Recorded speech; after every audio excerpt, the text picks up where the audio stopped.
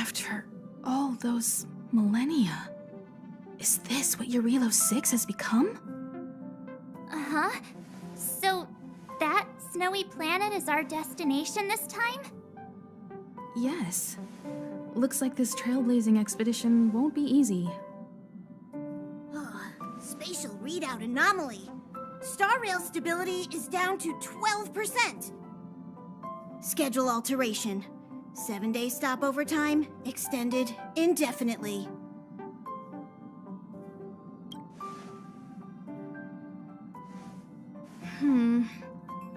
The complex locality of this world has been affected somehow.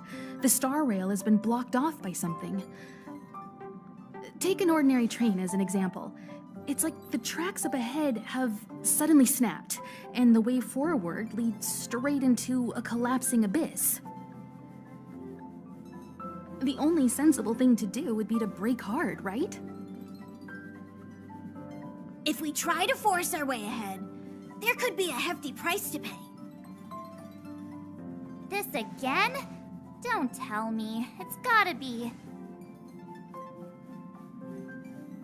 The results of the preliminary analysis are here. The anomaly stems from a stellaron, as always.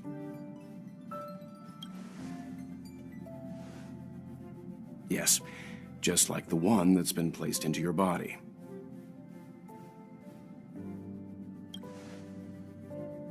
Don't worry, it's not the first time our route has been obstructed by a stellaron. Stellarons are clouded in mystery. Even Herta isn't able to fully understand them. But at least we know how to neutralize their influences.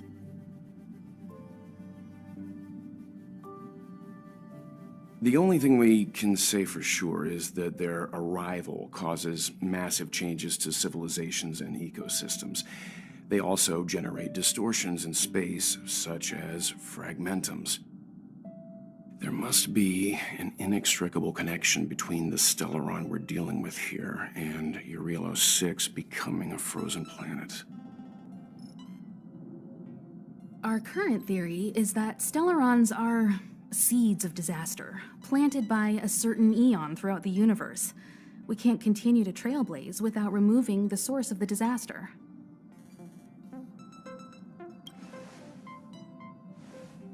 That we've gotta get busy!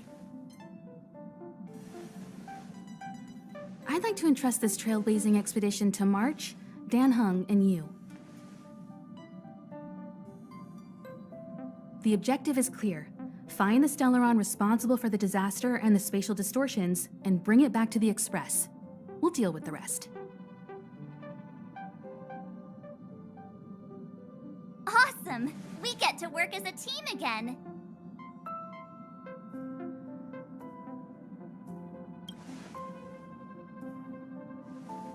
Someone has to stay on the train or Pom Pom will get lonely. Not to mention, Nanook threw us a glance just now. If we're targeted by the Antimatter Legion, then things could go south fast.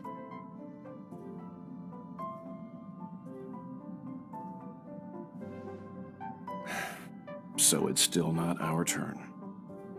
I know you really want to go, but we should give the youngsters a chance to get out there on their own. It'll be a good opportunity for them to bond. March, if you two are ready, why not go and find danheng?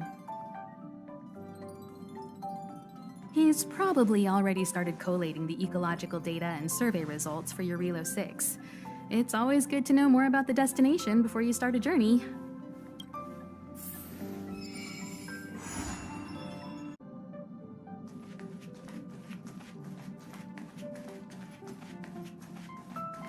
Are you doing okay after your first jump? Dizziness or retching are normal reactions. You'll feel better once you get used to it. So you have high compatibility with the Express. That's good. I went through the Express's database, and it seems the environment on Jarilo VI has undergone drastic changes in the past few centuries. It was not a frozen planet to begin with. He said so? Considering the spatial obstacles that the Star Rail has encountered, it's highly possible. I've conducted a preliminary survey and found that there's one area with a relatively normal temperature on the surface of the planet. By normal, I mean a temperature that just about allows for human survival. If I had to choose a site for initial investigation on this trailblazing expedition, that would be it.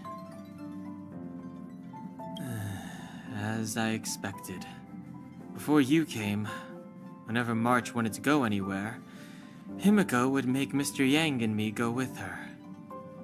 And even after you arrived, I didn't suppose I'd be the one to be liberated of that duty. I assume the trailblazing objective this time is to find the Stellaron on Jarilo VI and dispel the effect it's exerting on the Star Rail. Right? I see.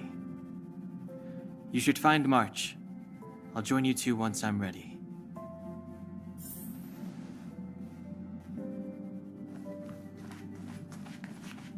Did you talk to danheng? How'd it go? Really? I find that hard to believe. Relax. danheng and I are experienced trailblazers. We got your back. Well, are you ready? When I first saw this planet, I thought, a world covered in ice. Could it have something to do with my past? Now I can't stop thinking about it. Still, the ice that trapped me was six-phased ice, a very rare substance. I don't think you can find it on your average planet.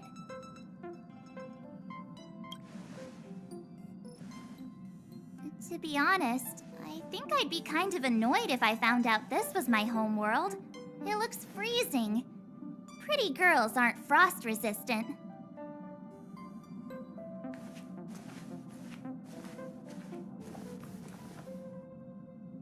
What? Is there something on my face? Nah, I was just imagining all the fun we're gonna have here. I feel sorry for this world. First the Stellaron, and now you. All right, here comes the Jarilo VI Trailblaze team.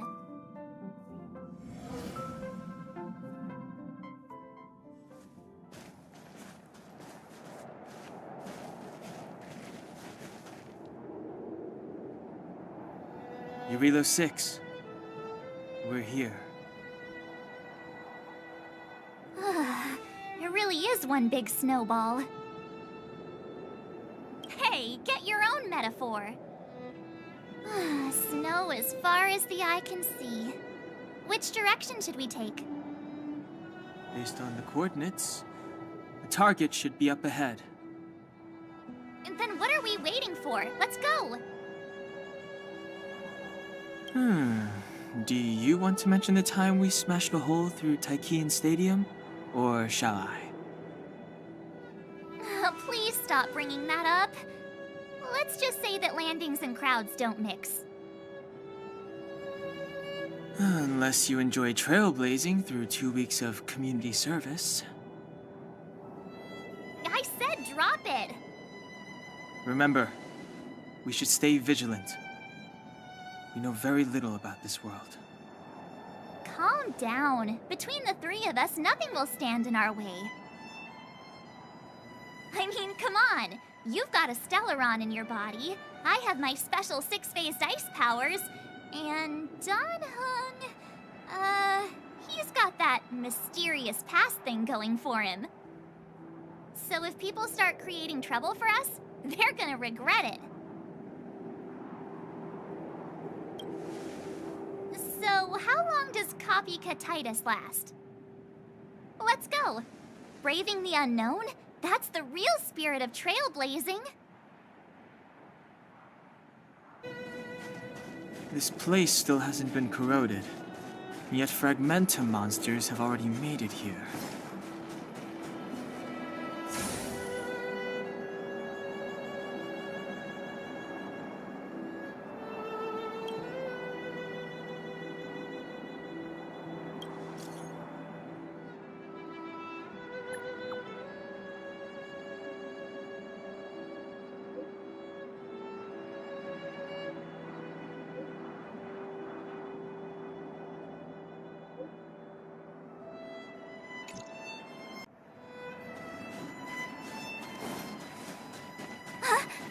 Did you see that?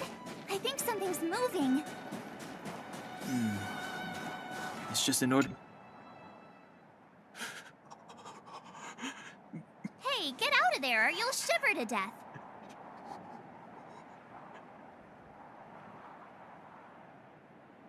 Holding your breath won't help. I got this, March. If someone's got their head stuck in the sand, or the snow in this case, they just need a helping hand. Ouch! My fine fellow, was that really necessary? Is crawling around in the snow a crime these days? I mean, come on, surely. It doesn't warrant a spearing.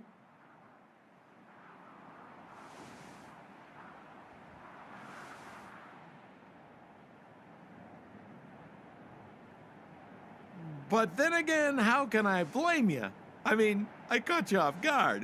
It had to happen. You could even say I deserved it, huh? Besides, I made a gallant group of new friends as a result. Is Captain Japard around? He's an old buddy of mine. Who? Wait, you're not Silvermane Guards? Well, why didn't you say so? Turns out we're on the same side after all. Pleasure to meet you. The name's Sampo Koski. Excellent, I'll remember the name. I never thought I'd run into friends from the same line of work out here in this frozen wasteland. Business is bad these days, but fear not, Sampo Koski isn't interested in hoarding. There's more than enough treasure to go around, so let's get rich together. Say, why don't we join forces? I have reliable intel the main strength of the Silvermane Guards is being deployed to the front line. This is a golden opportunity. Come now, friends. I can understand the mistrust, but there's no need for the charade. Then again, I know the rules. Vigilance is the name of the game in our profession. It's my fault for letting my enthusiasm and sincerity get the better of me. Anyway, a meeting like this has to have been written in the stars. Ask me anything you like. I won't skimp on the details. Still make it snappy. You're never more than 10 feet from a Silvermane Guard. Settlement? What a literary turn of phrase. Why, there's only one place in this world where the living still reside.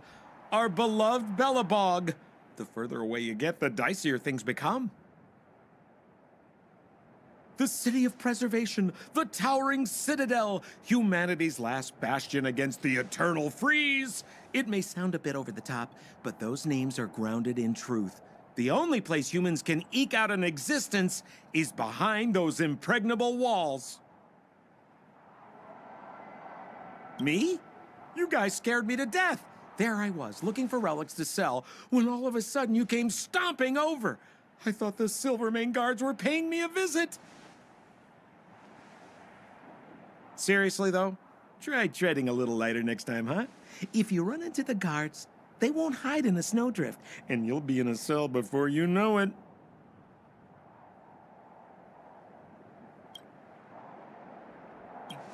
You really don't know?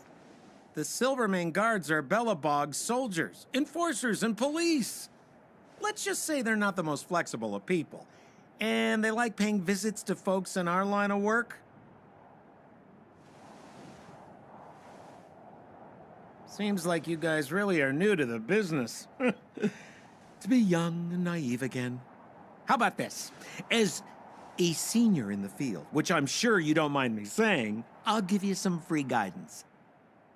There are ways of doing things in this profession, and you better get familiar with them.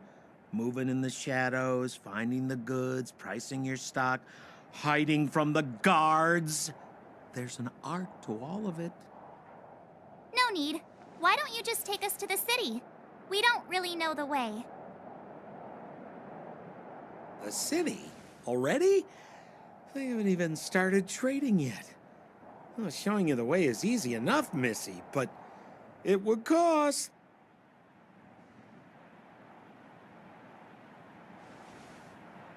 But it would be my pleasure. Kindness is Sampo Koski's middle name. Follow me, friends, and keep quiet. We don't want to be spotted by the guards.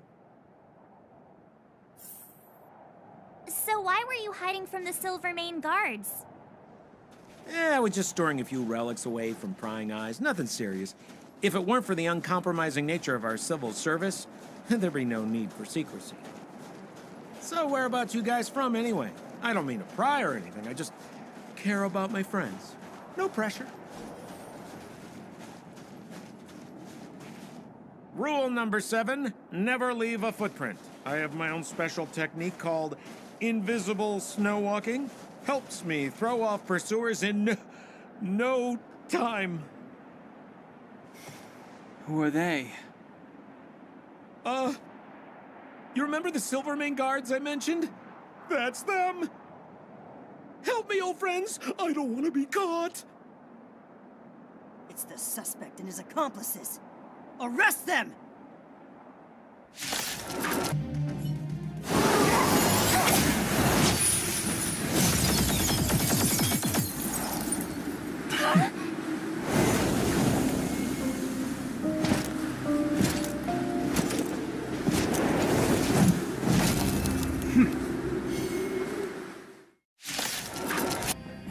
And the prime suspect? The one with the blue hair? Apologies, Captain. We lost him during the pursuit. We can't find his footprints. No matter. We have his accomplices. He'll be close by, plotting his next move. Yeah, we'd never team up with someone like him. I'm not trying to talk our way out of this, but we're not friends with that scoundrel. Did you see how fast he ditched us? We rescued him from the snow out of the kindness of our hearts. We had no idea he might be using us to get past you. Are you really dumb enough to fall for his... I'm a captain, not an adjudication panel. As a Belobog citizen, you have the right to defend yourself, but that can only take place under the scrutiny of the architects, not now. Take them away. But we're not from Belobog.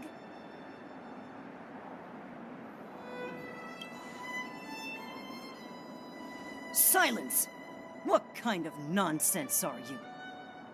As you were. We must not be tempted into careless judgment. Look at their relics. We've never excavated anything like them before.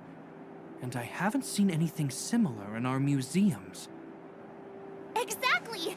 And we even have photos! You've probably never seen what your planet looks like, right? I took this one. Behold, Jarilo VI.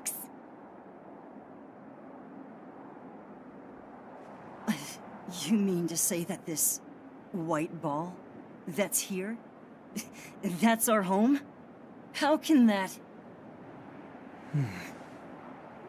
It is said that a long time ago, strange visitors from beyond the sky would visit us here. But that after the eternal freeze, the blizzards made passage impossible. And Belobog would cease to witness such arrivals. But these people are... This decision is beyond us. If what they say is true, then only the Supreme Guardian may decide their fate. Our job is to present them before her, nothing more. Outsiders, follow me. Belobog lies beyond this blizzard.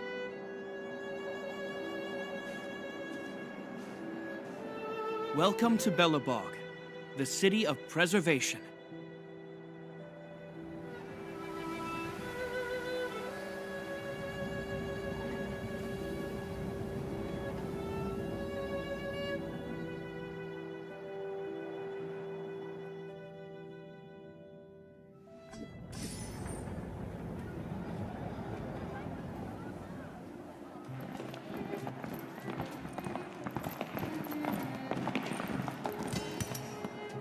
Lately, it feels like it got a bit warmer.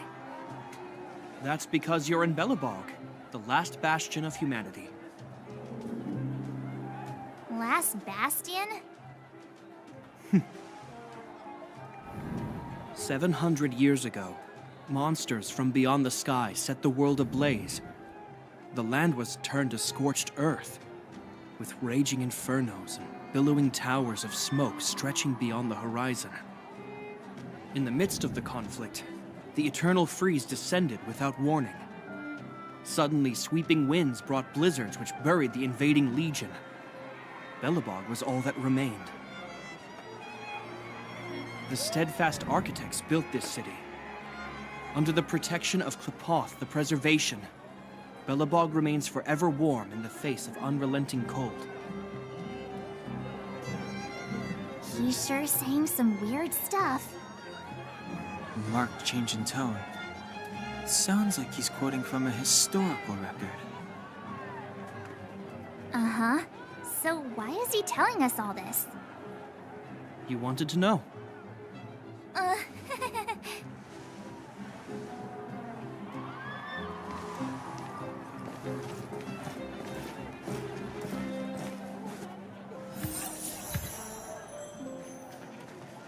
We saw strange creatures outside the city. They must have come from a tear in corroded space. A fragmentum, correct? How do you... That's right. Out there in the blizzard, there are still many threats, including the monsters you saw. The Silvermane guards are continuously engaged with the enemy, but I'm afraid the situation is bleak. After your meeting with the Supreme Guardian, I would like to consult you on this matter. We're lacking in intel. We're here. This is Klepoth Fort, the heart of Belobog and headquarters of the Architects.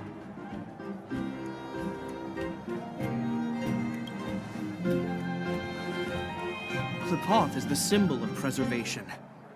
Under Klepoth's impulsion, the Architects constructed Belobog, thus protecting the spark of civilization from disaster and the eternal freeze.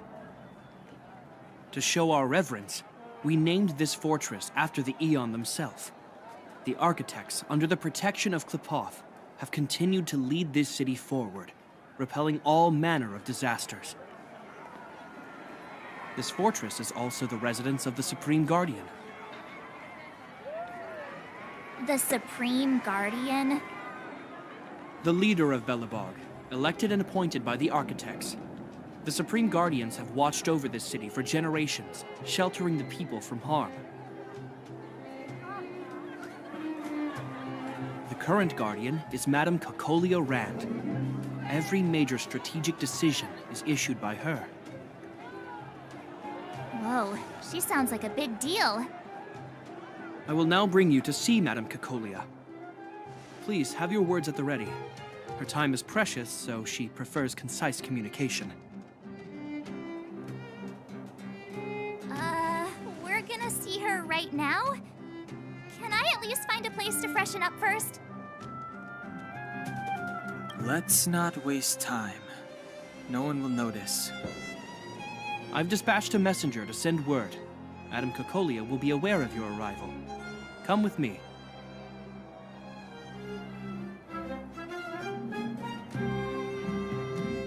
But that's a meaningless sacrifice. How can you... You may leave, Bronya. Visitors have arrived. Yes, Mother.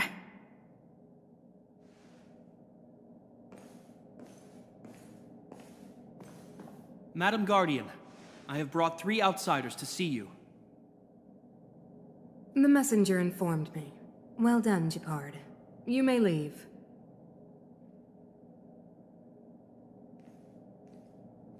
Welcome, visitors from beyond the eternal freeze.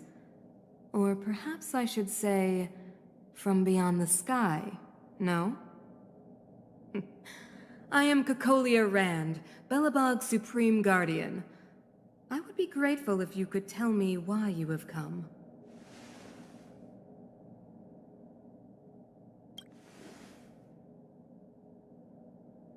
Do you wish me to doubt it? Or perhaps you're not confident in that identity yourself? No, I do not doubt it. I can see that you are not from this world. The architects remember the history well, else we should forget it. I know that in the distant past, before the Eternal Freeze descended or the Legion invaded, this world was once prosperous beyond measure. An eon connected our planet to other worlds, and we discovered the endless possibilities of the boundless universe. We also came to know of Klapoth, the Amber Lord. Under their attentive gaze, we built the city walls. So do not be surprised. For 700 years, the architects have received no further communication from the stars. But I knew of your existence. Tell me why you have come. We came here for something known as a Stellaron. A Stellaron? Objects that fell from the blue on separate worlds. Their appearance spelled disaster. Many of the planets we visited have suffered their effects. You mentioned invasion by the Antimatter Legion.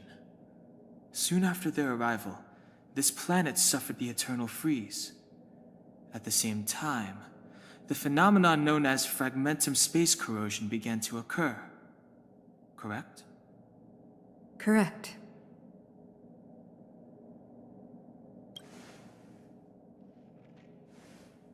Which is why the Antimatter Legion and Stellarons often show up together. Worlds seeded with Stellarons give birth to fragmentums.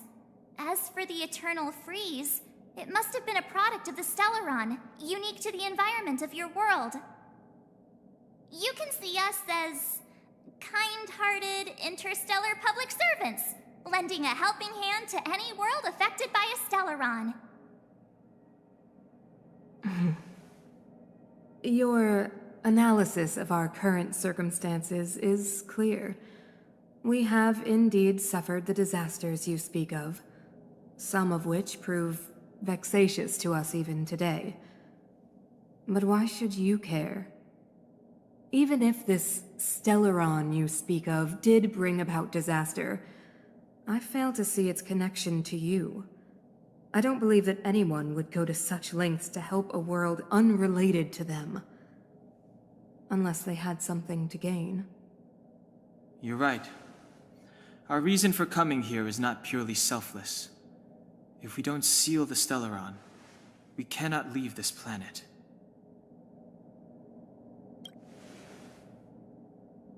Yeah, FYI, we're pretty awesome. You know how to seal the Stellaron. We have the relevant means. Very well, I believe you. If our present situation is truly the result of this so-called Stellaron, then your arrival is the hope that Belobog has waited 700 years for. I am willing to assist you in any way possible to help you locate the Stellaron. It's getting late, and you must be tired. I will arrange for you to stay in our most comfortable hotel. Rest there and get a good night's sleep.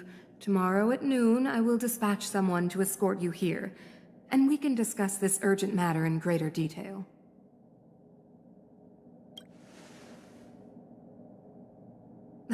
It should be me thanking you, visitors from beyond the sky. I too need some time. I will go over our records for anything that may be connected to Stellarons. Please excuse me for not escorting you further.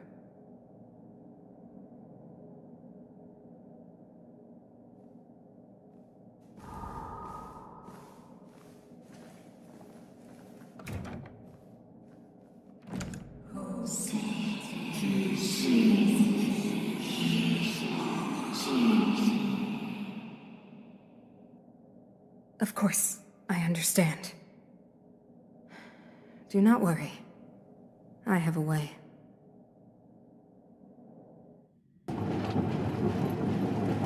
It seems that the Supreme Guardian holds you in high regard. I have received orders that your movements are no longer to be restricted.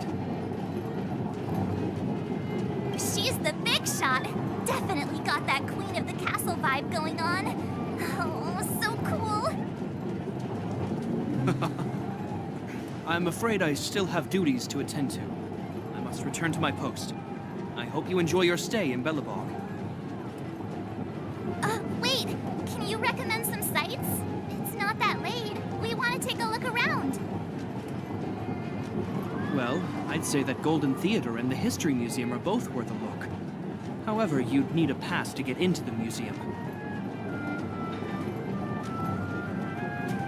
I recommend you visit Neverwinter Monument first. It's Belobog's most symbolic landmark. And if you enjoy music, you could head to Neverwinter Workshop. You can sometimes catch an outdoor performance there. The artist is... you'll see. Oh, and if you're staying at Goethe Hotel, please avoid the alley that runs next to it. The one with Silvermane guards stationed there. It's started to be affected by corrosion recently, so it's been sealed off. So the corrosion is inside the city. That's a grave situation. Yes, we're mounting a resistance as we speak. I must leave now. I hope all goes well for you.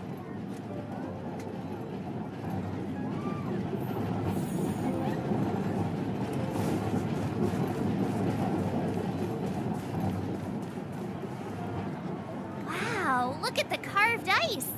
It feels perfect for this city somehow. Whatever it's made of, it can't be ice. I guess you're right. It's actually pretty warm in the city. Hey, what's with all the children over there? Should we go and take a look?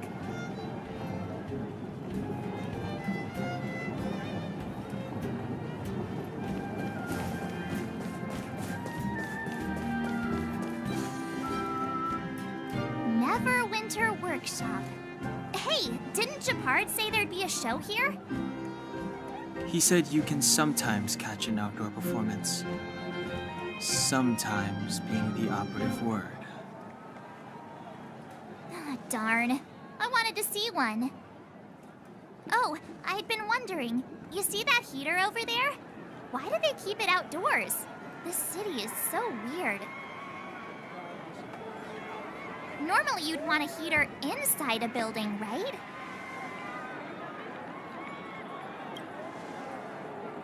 If so, I'm not sure mighty is the right word for these architects. Tiny heaters are no use against the Stellaron disaster. You guys sure have a lot to say about that broken heater. Oh, wow, she's cool.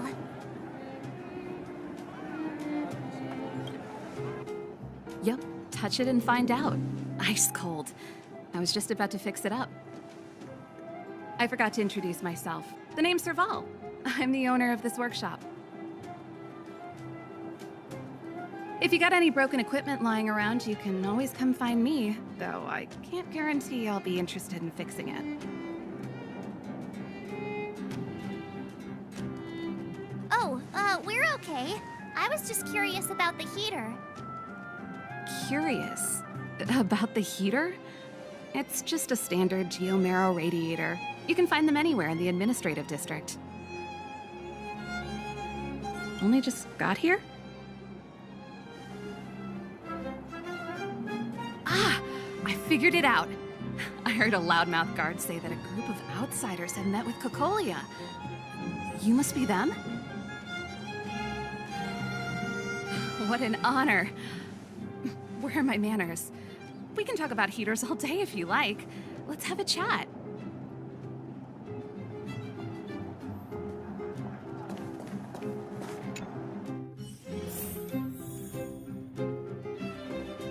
The heater you saw is just a standard geomarrow radiator. They may not look like much, but they're a real lifeline to the people.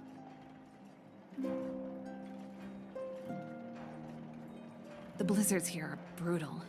If we didn't have a reliable way of keeping warm, Belobog would long since have become a dead city, both above and below the surface. It's an ore, a special energy resource. Whether it's keeping the city warm or keeping our counters ticking, everything runs on geomarrow.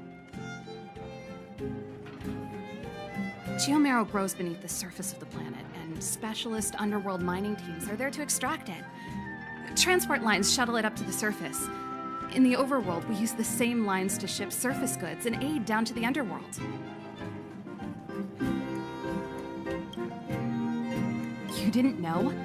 Belobog is structured like two big connected discs. The overworld is responsible for administration and trade, while the underworld is responsible for energy supply and resource extraction. However, due to an order that was given many years ago, nobody has moved between the overworld and the underworld in a long time. I shouldn't be talking about this. Pretend I never said anything. Isn't it just like cooking food over an open flame? If the house is a pot, then the heater is the stove it rests on. When she puts it like that, it actually starts to make sense. No sweat. This is your first time in Belobog. I just want you to feel some of the warmth the city has to offer. Hey, seeing as there's nothing on your plate just now, want to help me fix up this machine? Just a bit of manual labor. You might find it interesting. Great. Then let me give you a demonstration first.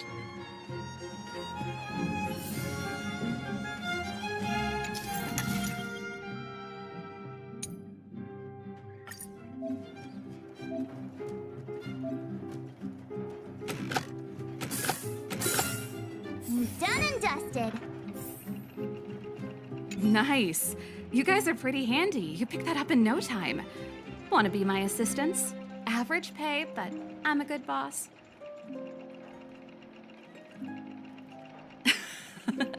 I was only kidding. Just a joke.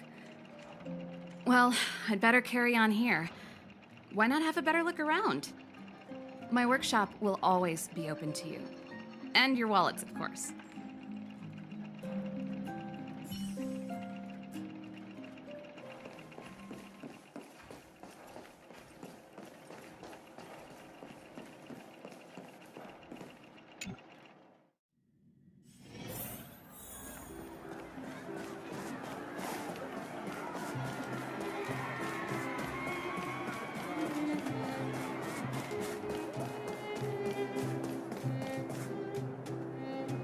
That's the alley that Shepard mentioned. The one contaminated by the fragmentum, right? I can't believe how close it is to the city center. If they hadn't identified it, I bet all the shops and hotels in the vicinity would have had to close down by now. Move back! This is your final warning. But my proof of property is inside. I don't have any... The fragmentum has already corroded this block. You can make a property retrieval request to the architects, but only Silvermane guards are permitted to enter here. I can't believe fragmentum corrosion has spread into the city. No wonder there are so many soldiers stationed there. It sure is. But at least we're here. Once we seal the Stellaron, they can get back to the good life. Please try to understand, sir. Backwater Pass has become very dangerous.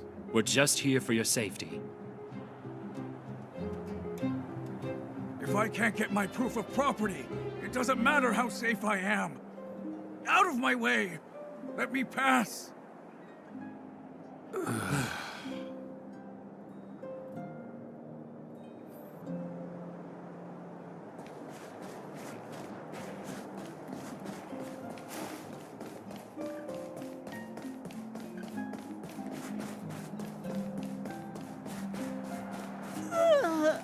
So tired. I just want to put my head on a pillow and drift off.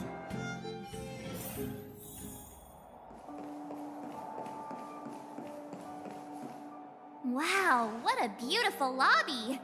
It's gonna be soft mattresses and cushiony pillows tonight. Wanna have a pillow fight later? Huh? I bet they're stuffed with goose feathers. March. Earlier in Klipoth Fort. Stop, I know what you're gonna say. March, you said too much back there. March, you shouldn't reveal our goal to people we don't trust. Meanwhile, you guys were beating around the bush and speaking in riddles. But check it out. Seems like we landed with a pretty sweet deal, right? We get the royal treatment, rooms in a beautiful hotel, and the full support of the locals. As far as trailblazing goes, this is smooth as heck. That's not what I was going to say. All right, spit it out then. Earlier in Klipoth Fort, were you paying attention to the Supreme Guardian? Yeah, of course. This isn't my first expedition, you know. My powers of perception are sharper than the sharpest blade. Nope, she seemed normal to me. She was kinda harsh at first, but she turned out to be a nice, reasonable lady. Although, it felt like she was looking through me. As in, I know she was speaking to us, but it seemed like her gaze was fixed on something far away. I had a similar feeling. Almost as if we weren't the only people in the room. Do you have to put it like that? That's scary.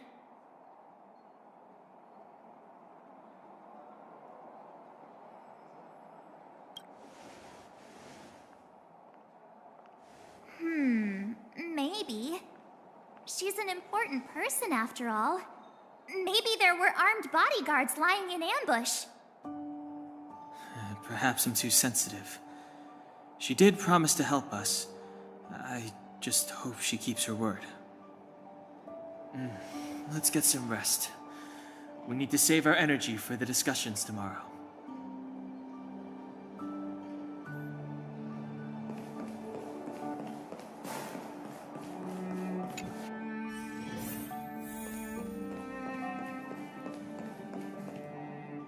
Is there anything left to do? We're meeting the Guardian tomorrow. There won't be any time for sightseeing. It was a long day today. All I need is a hot shower and a good night's sleep.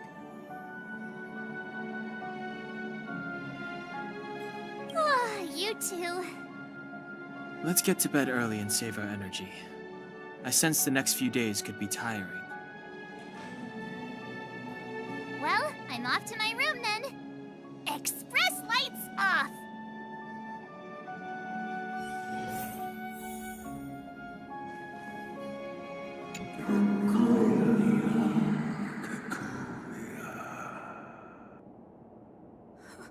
Who are you? What are you? We are allies. Allies of the Guardians in generations. What do you want? To rebuild its size for dying world. To help you achieve your wish.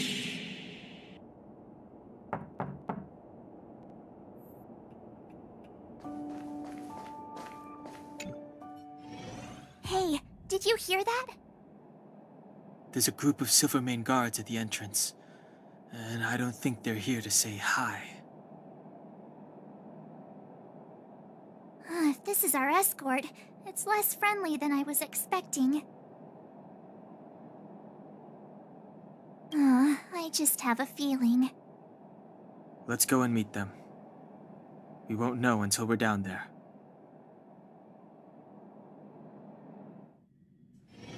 Hey, Commander Bronya is waiting for you all down below. Hurry up and go see her. And no tricks.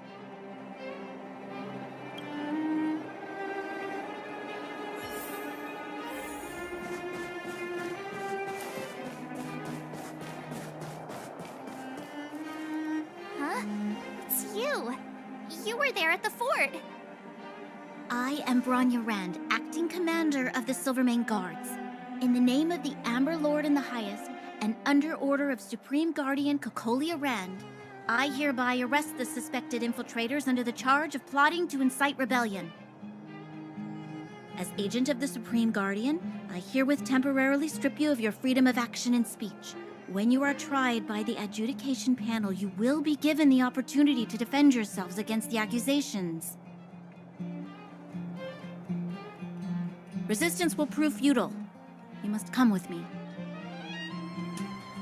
Wait a minute! This isn't what we agreed! She said we were gonna be escorted to discuss an urgent matter! This is an orchestrated betrayal, obviously. Looks like we've been downgraded to accomplices. Again. It seems like it's every third planet this happens. That's because you always act without thinking. You never have a plan. Hey, I'm improving. I'm coming up with a plan right now. And... got one! Danheng, the alley. The one that's been sealed off. It's possible. March. Be ready to make an escape. Huh? Really? I just wanted to say something. 3 of a kind.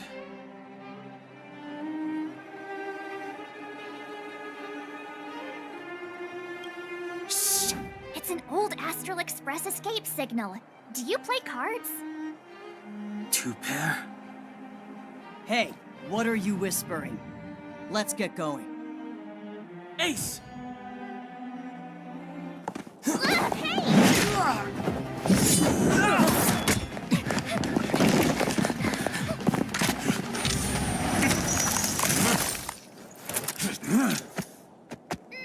Have an ice day!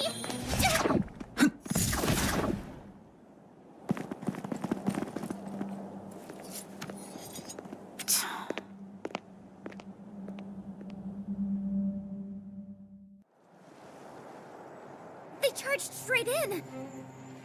Escaping into a fragmentum. I don't know if they're overconfident or just eager for death. It would seem that Mother's judgment was correct. Should we report them as missing or deceased? The Supreme Guardian's order was to arrest them. We cannot abandon our pursuit just because they fled into a sealed-off area. I must ascertain their fate with my own eyes. Yes, ma'am. Eradicate all threats to Belobog security. That is what I must do.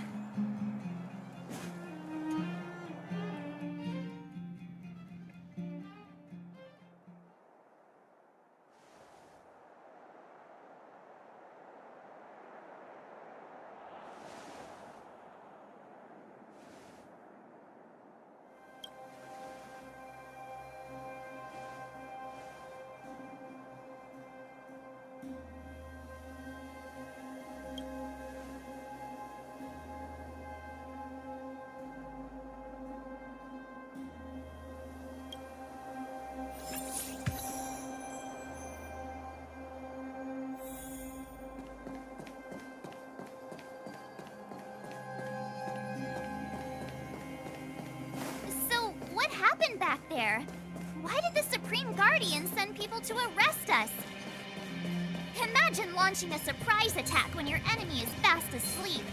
The cheek! That woman had a troubling aura. Our instincts were correct. It doesn't seem like there's any way to open this gate. Ooh, check this mechanism out. Look familiar? Yes, we saw one in Serval's workshop. We need to solve it before we run out of time. The guards are right on our heels.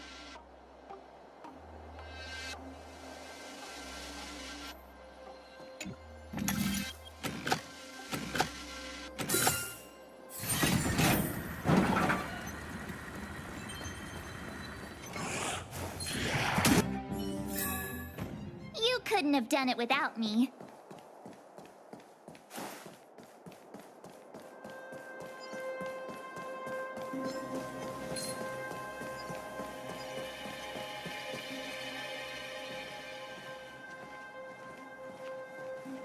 I don't see a switch for the gate. Ah, over there! There's a monster in the area. We'll need to deal with it first.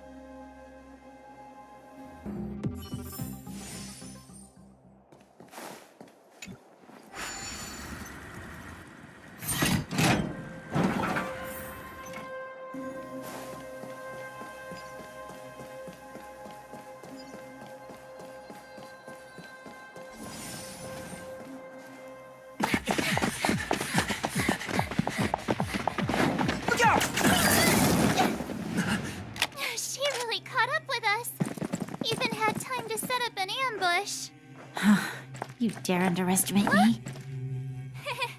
Even though it has suffered fragmentum corrosion, this is still part of Belobog. It was our home. The guards know this place like the back of their hand. Enough cat and mouse. Drop your weapons and come with me. You're such a nuisance! Just what crime are we supposed to have committed again? It better be worth you following us all the way out here. My orders are to arrest you. It is for the adjudication panel to present you with the nature and penalty of your alleged crimes. You saw us yesterday. Do you remember? Madame Cocolia received us as honored guests. How can such a drastic change have occurred in the course of one night? The Madame Guardian investigated your backgrounds. She summoned me last night to tell me that you had deceived her. Your identities and purpose here are counterfeit. You seek to overthrow the rule of the Architects. What a two-faced hag! Publicly insulting the Supreme Guardian only elevates the seriousness of your crimes. Throw down your arms and surrender. We're wasting our words, March. At least one thing is clear. We mustn't be caught. Well, if there's no escape, then maybe it's time we gave them a taste of Astral Express medicine.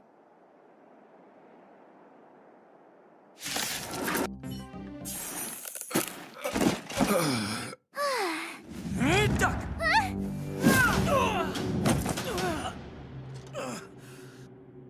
Lady Bronya. I'll handle these evildoers myself.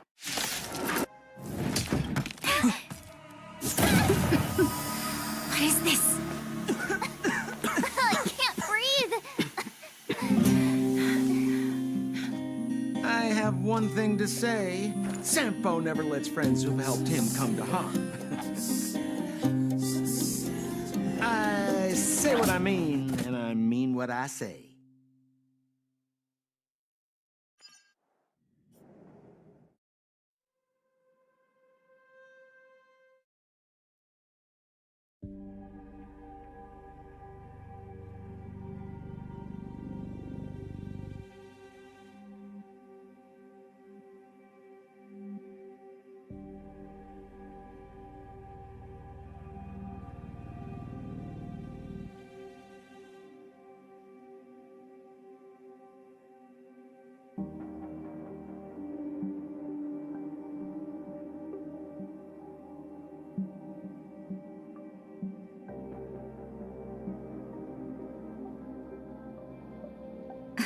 Come on, those toys of yours aren't that dangerous.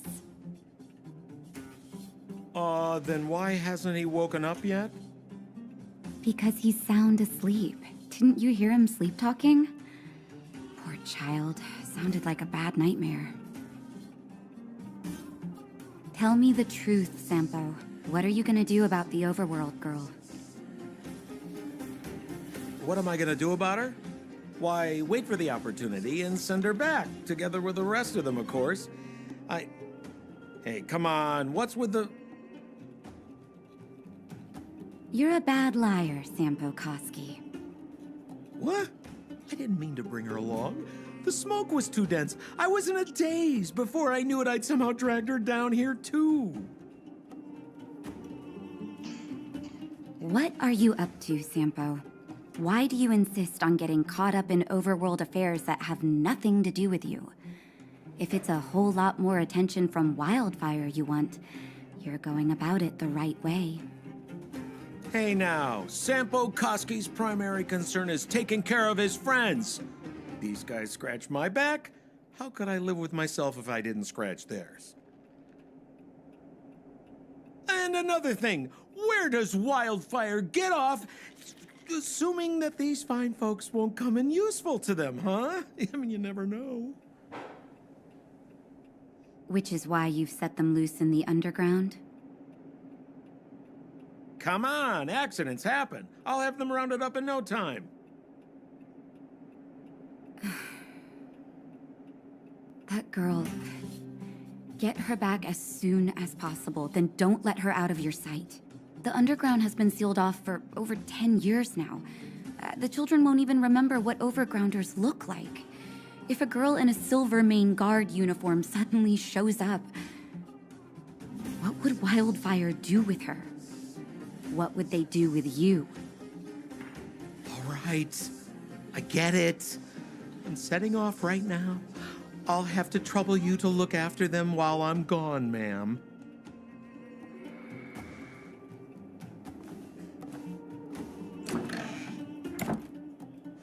Hey, sleepyhead. Looks like you're awake.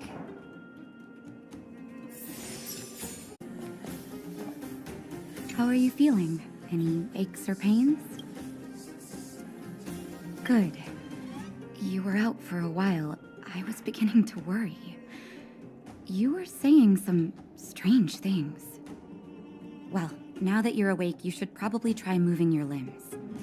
I'm Natasha, a doctor in the underground. You've already spent a day in my clinic. Nice to meet you, too. You're very polite. Sampo's gone to clear up a mess of his own making, so I'm looking after you in the meantime. Based on your current state, I don't think there's any cause for alarm. You seem perfectly healthy. So, if you don't mind, I'll go and take a look at the other patients?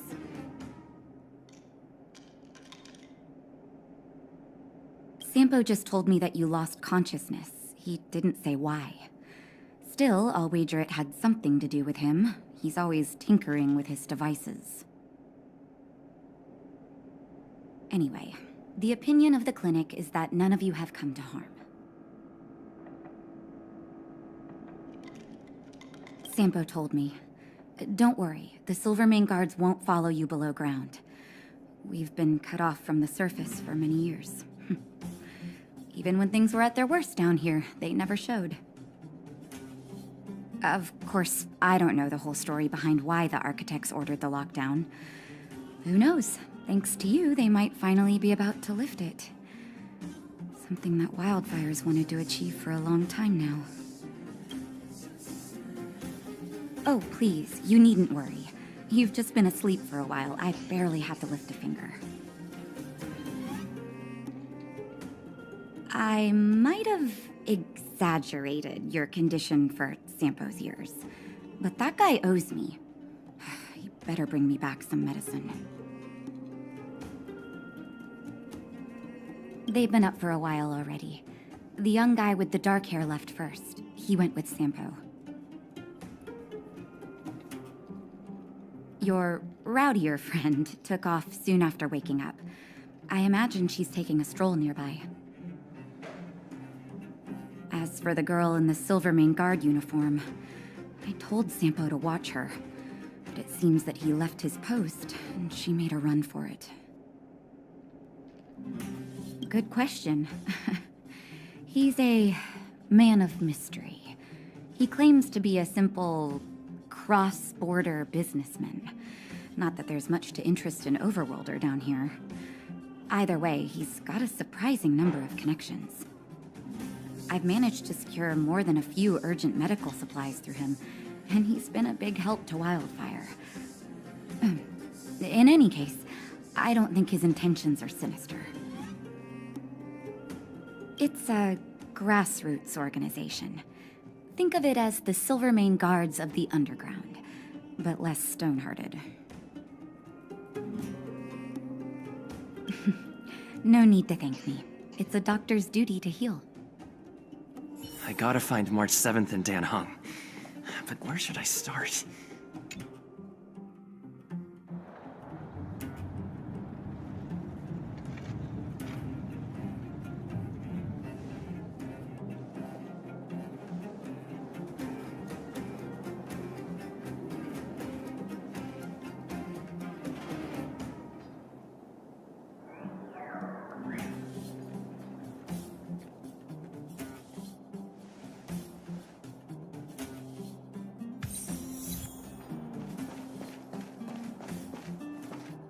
So, you promise that if I win hide and seek, you'll tell Big Sister March all the ins and outs. Yep, all the ins and outs. What does that mean? It just means you'll tell me all the details. No hiding anything and no telling fibs.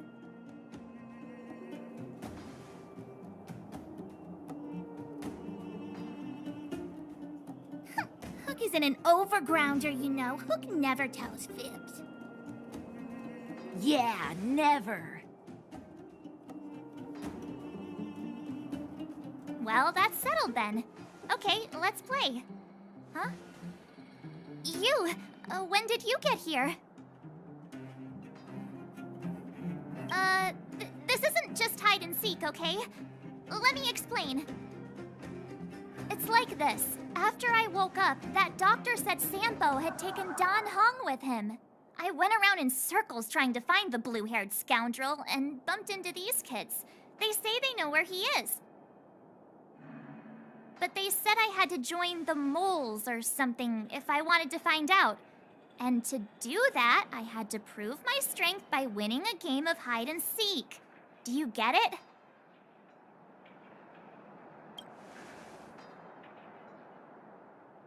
You just got here and now you're gonna leave. Play hide and seek with me. Hey, are you done with your secret talk? The most time is precious. Yeah, precious. Okay, we're done. Pitch Dark Hook the Great. This is my friend. He also wants to join the moles. Can he play too?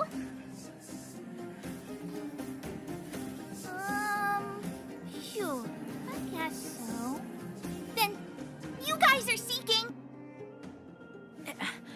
Boss, they don't seem very smart.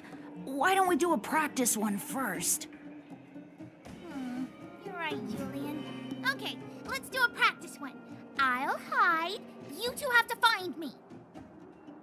So, you kids think you're better than us, huh? Just you wait and see. It's simple. When you see one of them, you just have to catch them.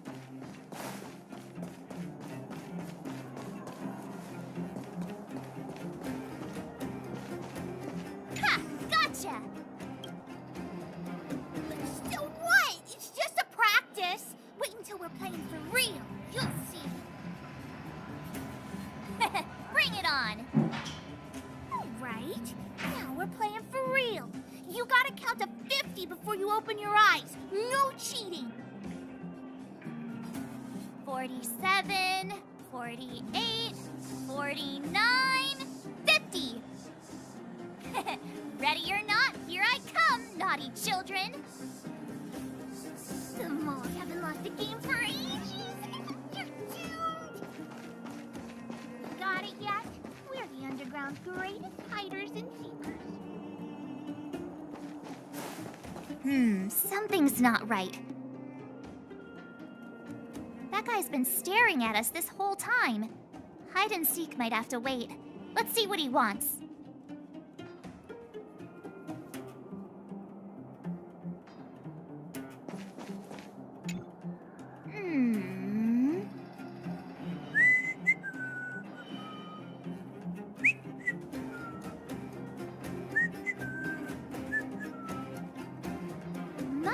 instincts are telling me something's not right with this guy. But...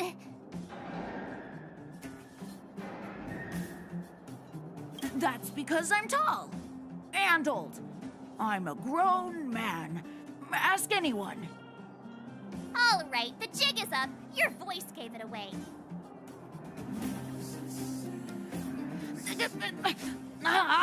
But I'm Julian of 1,000 Faces. Why did you have to talk to me? My reputation is ruined. What will the boss think? No need for the melodrama. That was still a magical performance.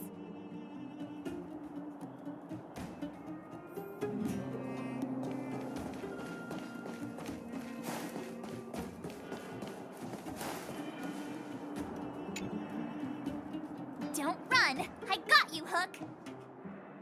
Not fair! I'm the boss of the moles. How can I lose to a bunch of villains? Do your worst. I'm not afraid. What are they feeding you kids down here?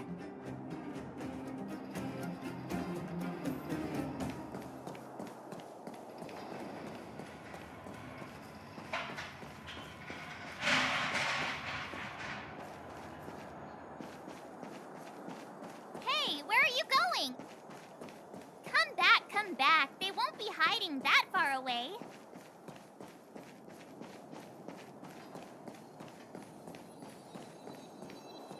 Haha, I caught you. Doesn't count unless you can answer this question. What? But we caught you. What's with the Q&A? I thought I had you there.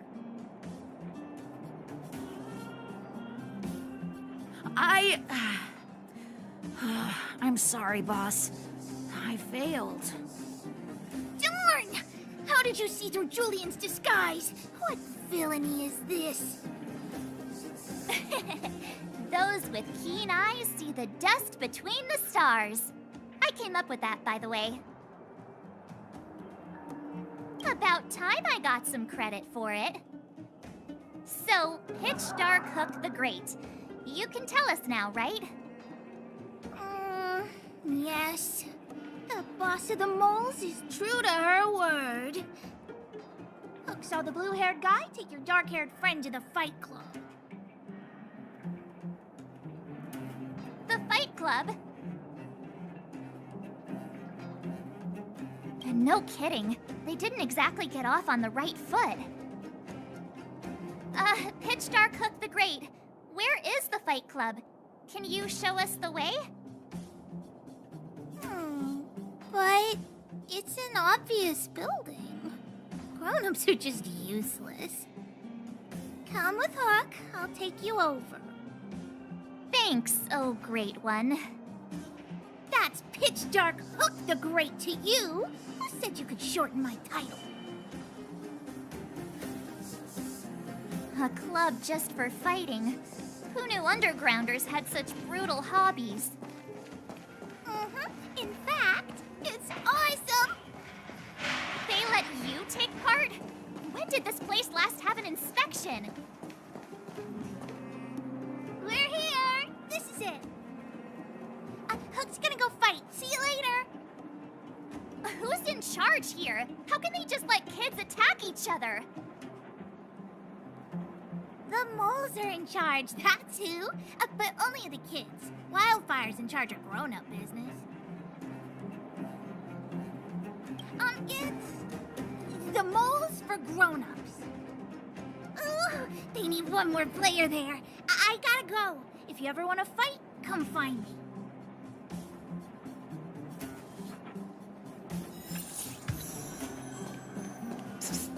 My bread. Brothers and sisters, are you ready for today's most spectacular, spine-tingling, earth-shattering contest?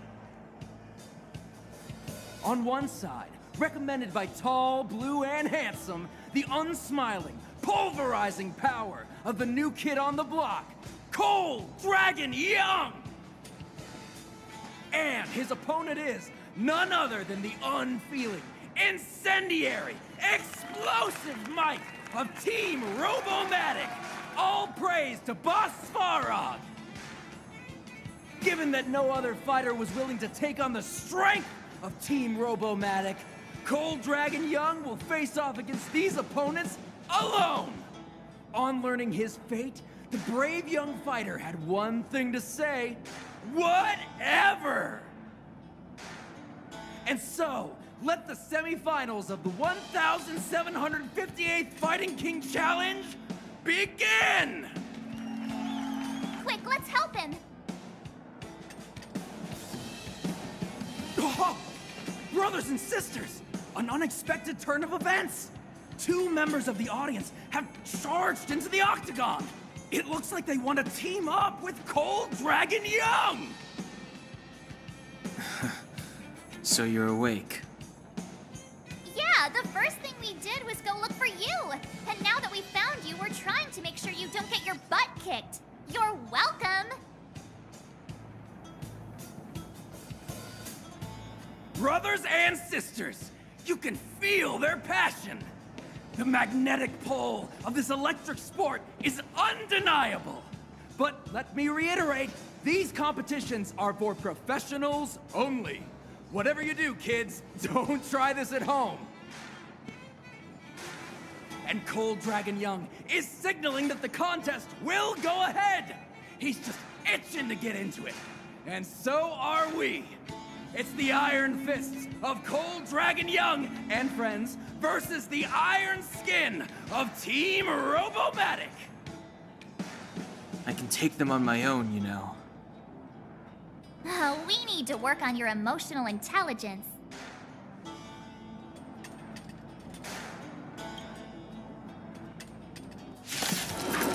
Oh, what a beautiful performance!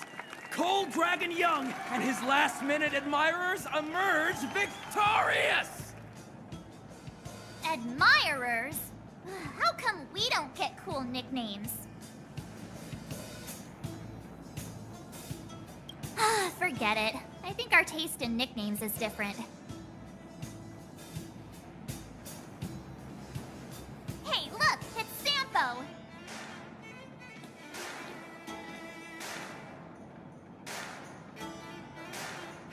Let's get after him.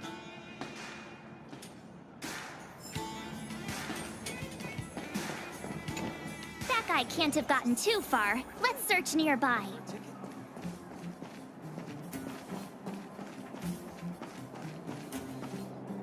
Hey, it's you!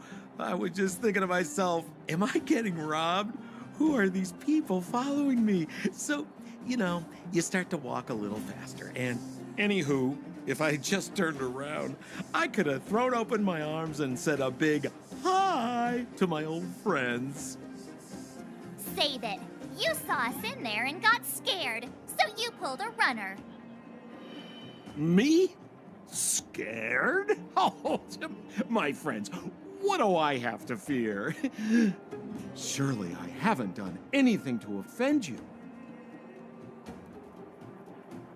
My fine fellow, please don't do that again. You scared the daylights out of me.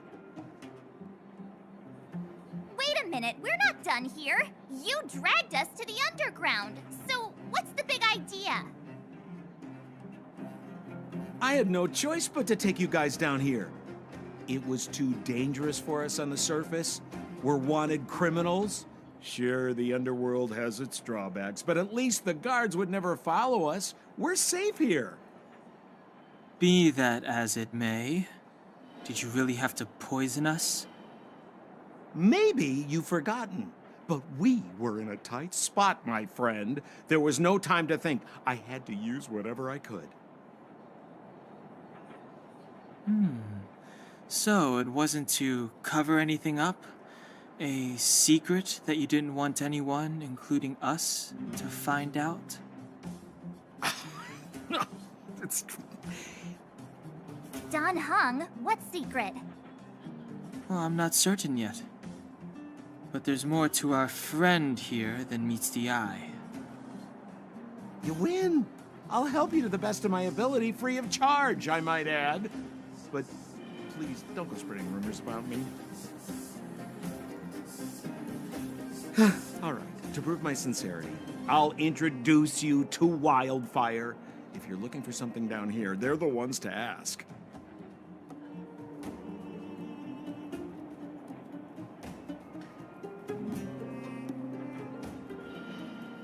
Well, there's no such thing as a free lunch, of course. Wildfire has no reason to help you yet, so we'll just have to give them one. With your talents, we have nothing to worry about.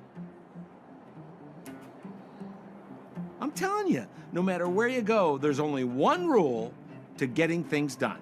Find the demand. You know, like supply and demand. Anyway, the underground has been sealed off for more than a decade, but do you think people here are just resigned to their fate? Because you're looking for something? Why are you asking? Danheng told me you guys were searching for a... what's... Stellaron. Sounded pretty powerful. If anyone has a clue on its whereabouts, it'll be Wildfire. You said I'd uncover a clue if I became the Fight Club champion. Yeah. I mean, if you fought in the final round and won, you'd have incredible street cred right now. Wildfire wouldn't think twice about talking with you. I don't see the problem.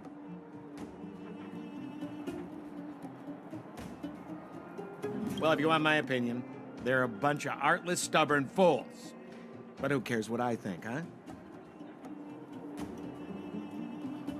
They're a band of do-gooders who sprung up to maintain order in the underground. After the Silvermane guards withdrew, Wildfire set up shop.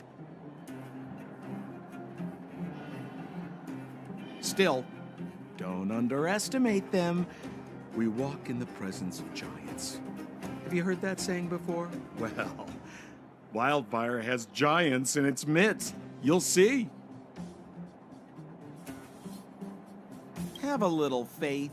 It's like I said, Sampo never lets friends who've helped him come to harm. So, what does Wildfire do all day? Everything. They keep the peace, uphold justice, fight for resources, distribute goods. The sliver of trust they have for me has... Huh. Where's Joshua?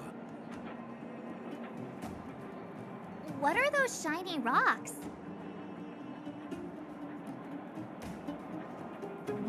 This is geomarrow, an exothermic ore. The underground and the surface are sealed off from one another, right? Well, only the geomarrow transport line is still running. The underground sends ore to the surface, and the surface sends goods to the underground. At least in theory. Most undergrounders are miners, and this is what they mine for a living. You know, if we didn't have geomarrow to burn, this world would have frozen to death long ago. All right, let's keep moving. The person I was looking for isn't here.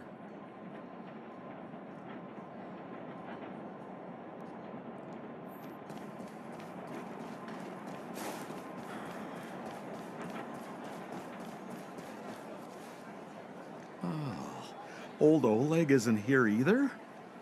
Where is everyone? So you're leading us on another wild goose chase? I wouldn't dare! Trust me, we're getting close.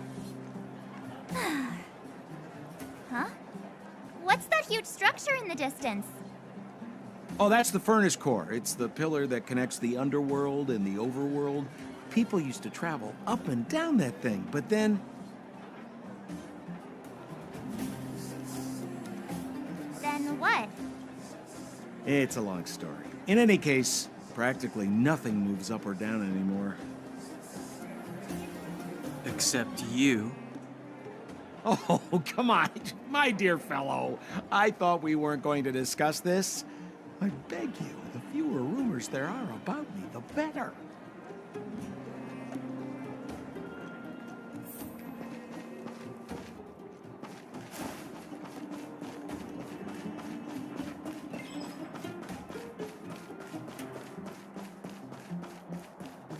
Seele is usually always out on patrol here at this time. What's Wildfire up to?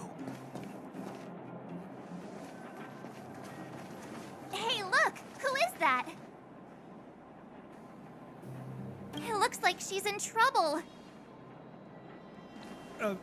My friends, don't just stand there. This drama doesn't need any more bystanders. Oh? You know, it might be interesting to see you get in trouble. We should avoid attracting too much attention. But we can't just leave her.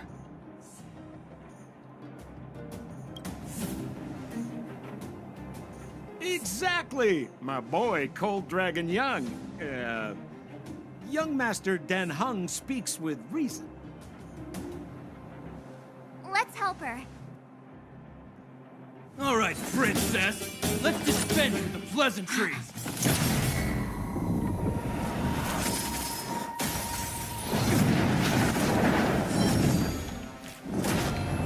You dare attack someone on our turf? Well, how about a few rounds of me? Darn it! Quick, disperse! Spineless thugs. Miss Seele, phew. It's a good thing you showed up when you did. My heartfelt thanks. These vagrants have got some nerve looking for trouble in Wildfire Terra. Shut it, Sampo. This is you written all over it. Wildfire has countless issues on its plate right now. We don't need a side order of Koski.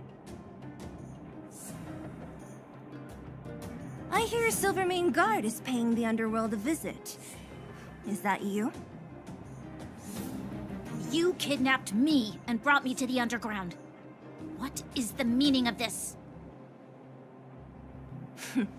Listen to her.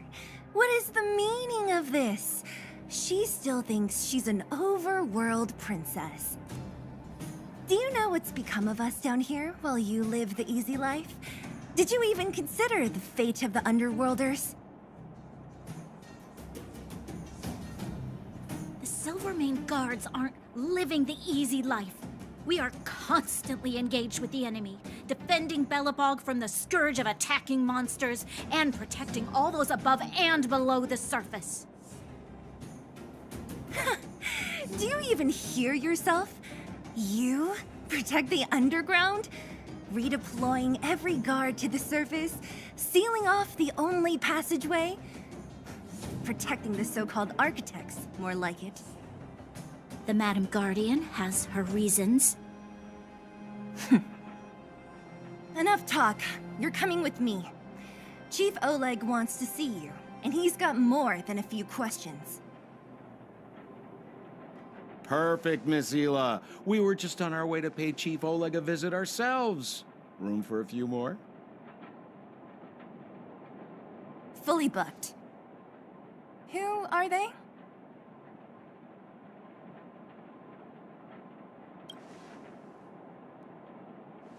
A friend of his? Then most of the underground is your enemy.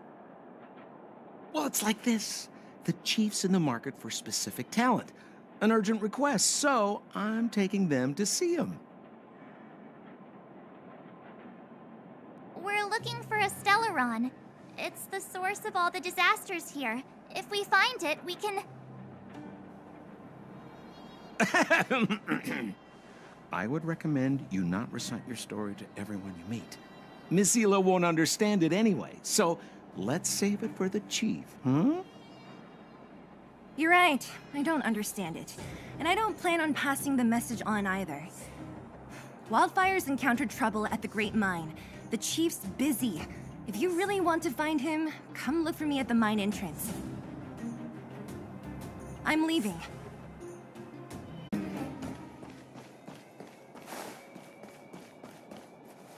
Hey, you came. That was fast. Didn't I tell you? Long story short, the underground used to have many mines. However, in recent years, some sort of corrosion called the fragmentum started to spread. It's ruined a lot of mines. The one we're heading into is relatively unaffected. A bunch of vagrants made it their home after their old turf was consumed by the fragmentum. Actually, most of them are pretty honest folks.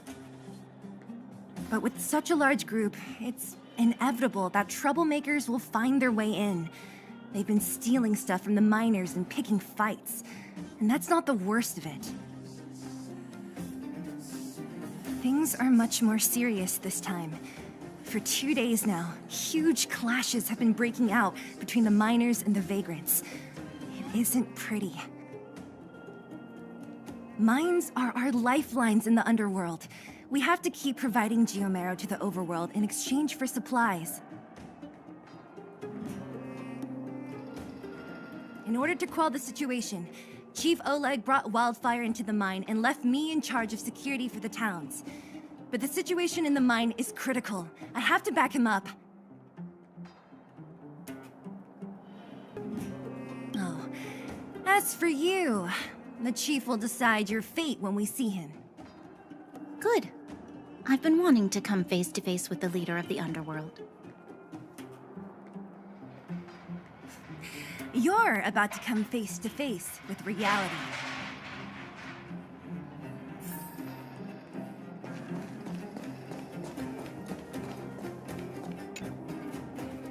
Huh? Isn't that the doctor lady?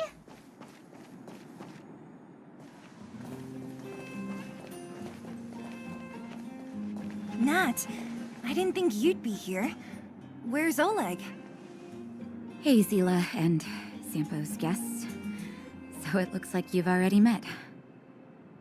I haven't seen Oleg. The miners said they saw him take a group further in.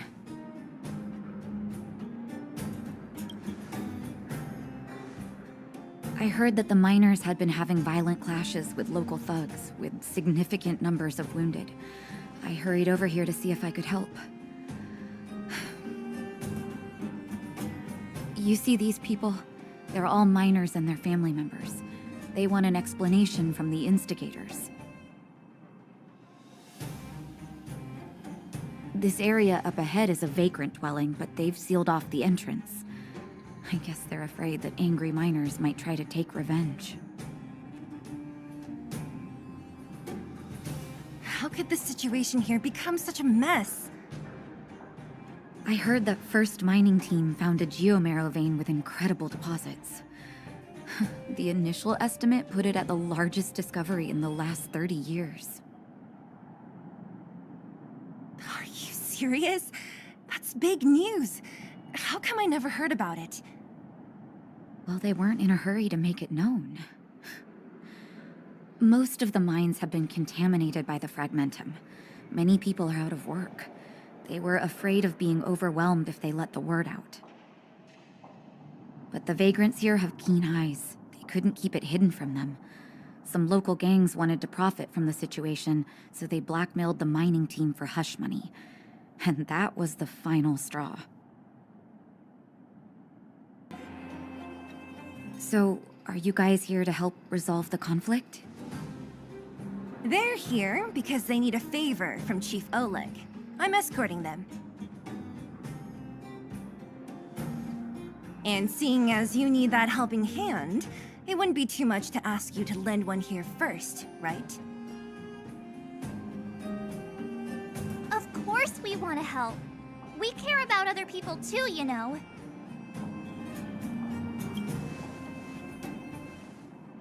Oh, that's quite nice of you.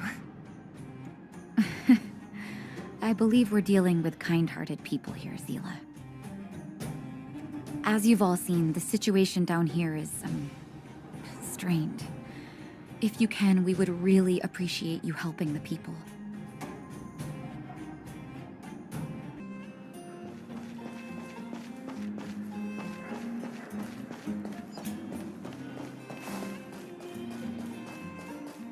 The giant ore vein, the one they discovered. That person up ahead, is he asleep? Let's head up and take a look. He might need help.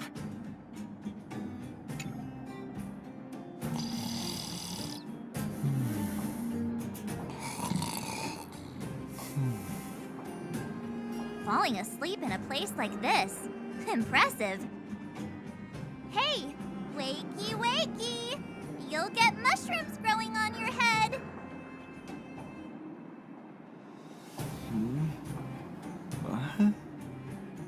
Mushroom bread? I can't see it on the menu.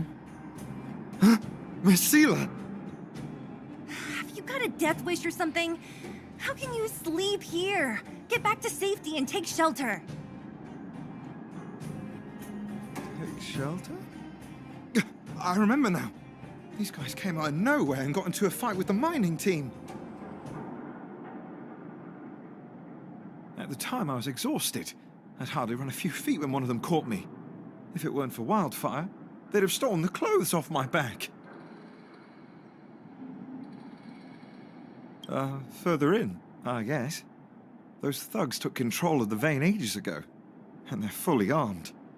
We poor, defenseless, good folks were no match for them.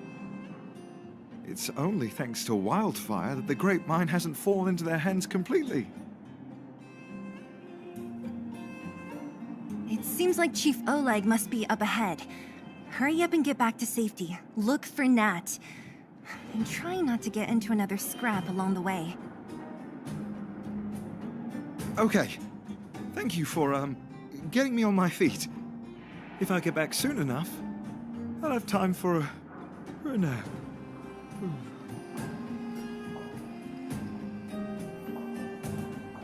I recognize that woman. That's Elaine from First Mining Team. Quick, let's get up there and... Elaine! Are you okay? Are you hurt? Seele, thank goodness. I'm fine. Just a couple of sprains. You've got good timing. Those vagrants were asking me about the robots, but I don't know anything. Oh, don't you know? The intersection of the Great Mine has been seized by a band of robots. Neither the mining team nor the vagrants can get anywhere near. New challengers enter. About time. Human-only conflicts are so boring. Does anyone know where the robots come from? At first, we thought that a collective fault had occurred in the excavation machines, but then we found out that those machines didn't even belong to the mining team. They came out of nowhere and pushed the vagrants and us back. Then they blocked off the only tunnels into the intersection.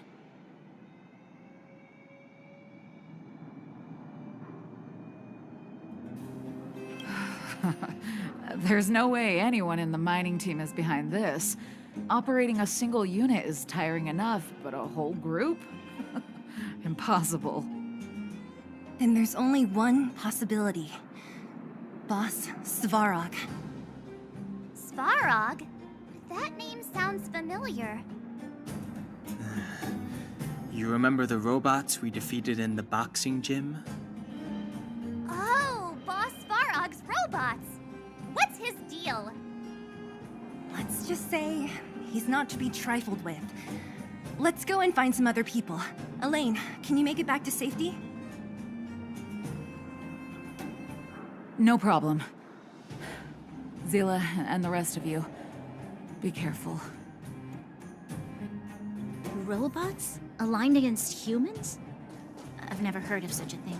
Machines should obey humans unconditionally. Is this elevator broken? Why isn't it responding? Why are you worried about this piece of junk? Do you really want to go down there and be a live target for the robots? But if we evacuate, then haven't we lost out? You idiots. We'll just steal off the miners. Look, I saw with my own eyes. They managed to bag some geomarrow. This is a perfect opportunity. Oh, good idea. Shameless. Still after the miners, are you? Time to teach you a lesson. Fleeing at the first sign of danger. That's all they're good for. Huh? What's this? Did those guys leave it behind?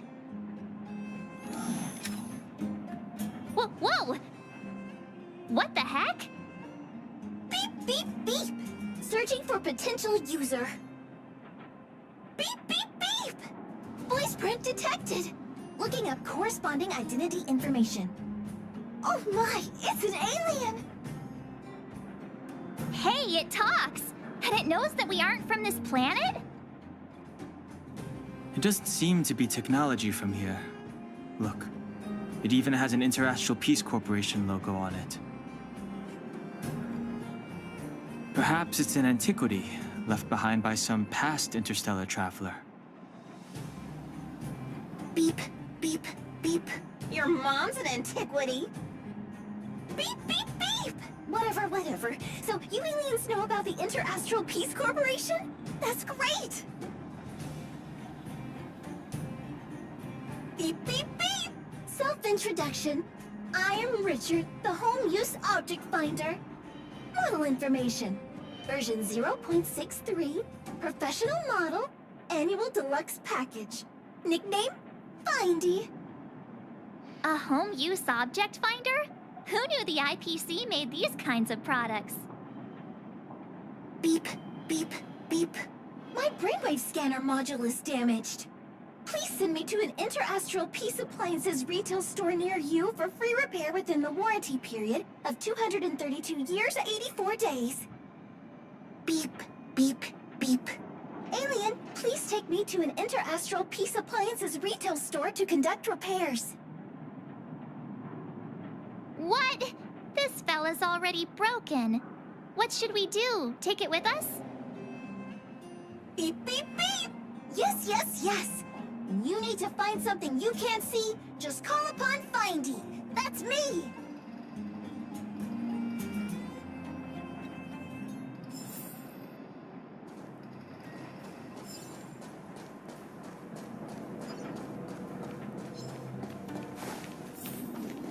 What was that? Think you could take on me? Hey, what's that commotion? Cowards and bullies. I don't remember you guys acting this tough around Svarog's minions. Did your parents never teach you what a backbone was? We ain't stupid. Why would we risk our lives against the robots? And get off the high road. You can't just find a huge chunk of geomarrow and hog it all to yourselves. This mine is our territory. The mining team is laboring here day in and day out. You guys don't even pretend like you're here to lend a hand. You're lazy. All you want is to profit off our sweat and tears. And you don't even try hiding it. Disgraceful. Where does disgrace come into it when we can't even fill our stomachs, huh? I know your game. You're just waiting for us to starve to death so there's more food for your mining team. It's a waste of time trying to reason with you. While you've been kicking up this fuss, the whole vein's been seized by robots. Now we're all in the same boat.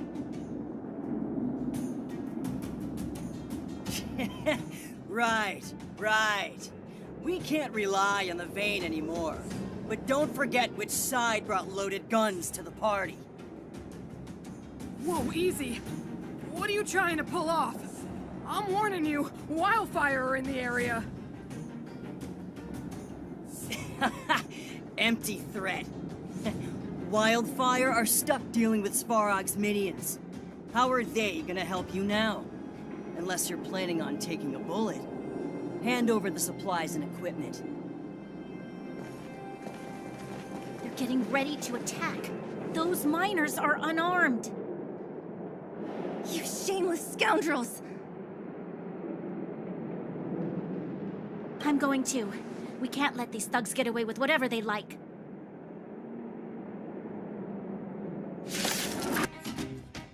Oh, Seele, thank goodness you came. We were nearly, Nothing but a few knuckleheads. I'm just glad you're okay. Antonia, have you seen Chief Oleg? Oleg? He took a group into the intersection. Said it was to clear off the invading robots. They've been gone for a while now. If Wildfire was around, those thugs wouldn't have dared. Seems like the core of this problem is Svarog's robots. Your run-of-the-mill robots don't have a will of their own. Their aim is merely Svarog's aim. The boss. He appeared suddenly after the guards were redeployed and became a major player in the underworld. Svarog claims to be a guardian of humanity. All the ownerless robots obey his commands. They've occupied the Furnace Core hub, and they're not letting anyone get close. Nobody knows why Svarog did any of this. He usually doesn't leave the Furnace Core and interfere unless some kind of disorder breaks out in the underworld. Wait, a guardian of humanity? That can command robots? I've never heard of anything like. Looks like your mighty architects weren't as all-knowing as you thought. Can you two say anything without quarreling? This isn't the time! It sounds like there's danger waiting for us in the intersection. Can we still get through? Right. There's unfinished business here. The chief is still down there. It's only a bunch of scrap metal. What are we afraid of? Oh, is Seele starting to appreciate our strength? I'll be honest. You guys are hardworking. If everyone from Wildfire were as impressive as you on the battlefield, we wouldn't be so hard-pressed by Svarog. Antonia, can you take the mining team back through the entrance to meet up with Natasha? Sure thing, but be careful. There are a lot of robots up ahead.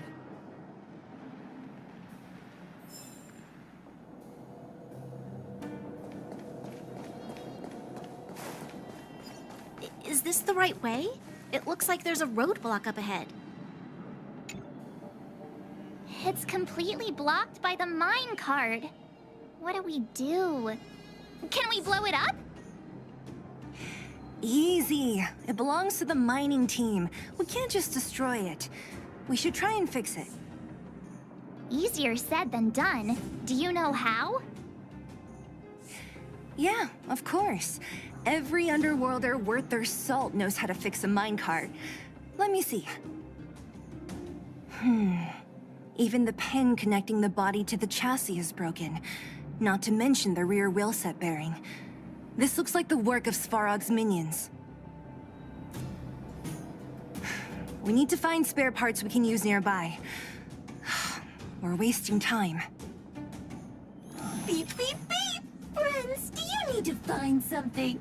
Findy can help? How come you just jumped out on your own, little fella? Isn't your module thingy broken? Beep, beep, beep. My brainwave scanner module is indeed broken. However, manual input for search is still operable. Come on, input the name of the object you were looking for. Findy can help. Oh, well, aren't you confident? Let me give it a try then. Where's the input interface? Found it. Minecart pin, minecart wheel set, confirm. Just like that? Beep, beep, beep. Request is being processed. Beep, beep, beep. Match successful. Initiating search for lost item, minecart pin. Beep, beep, beep. Item found. Please commence search according to the Home Use Object Finder Safety Manual.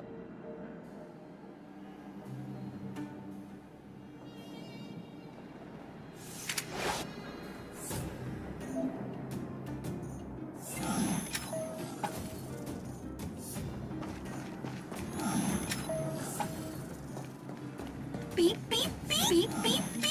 Potential target object detected. The current search has concluded.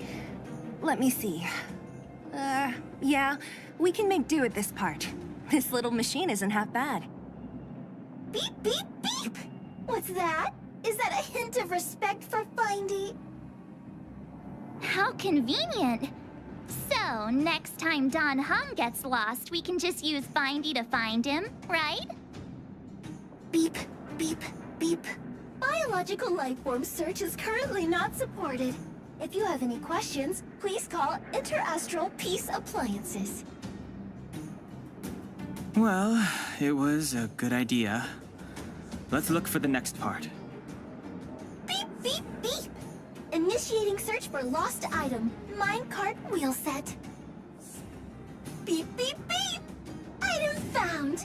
Please commence search according to the Home Use Object Finder Safety Manual.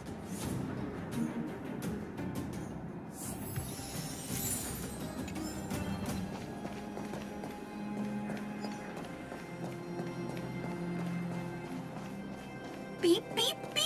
Findy will create a calendar reminder for when you want to visit an Interastral Peace Appliances store. Beep, beep, beep! Potential target object detected. The current search has That's everything. You were a big help, Findy. Beep, beep, beep. It was nothing. Interastral Peace Appliances, your most trustworthy companion. Beep, beep, beep. Current search complete. Entering sleep mode. Please recharge the Home Use Object Finder. We're pretty lucky, huh? Without Findy, it probably would have taken half the day to find these parts. Well, not that long, but that little machine definitely made it a lot easier. All right, let's go back and fix the minecart. Are you gonna do it yourself? Why wouldn't I? You've got to be self-reliant down here. Watch, you might learn something.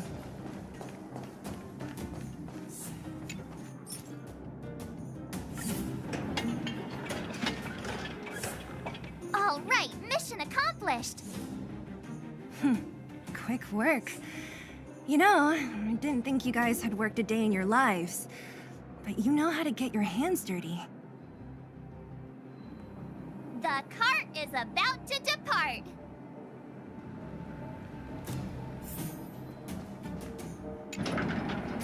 The robots will have seized the road ahead by now. We should go carefully. Whoa! Stop! Stop! There's a big evil hunk of metal right there! That model... It's one of Svarog's lapdogs, all right. Don't be afraid. I've dealt with those robots before. Let's go!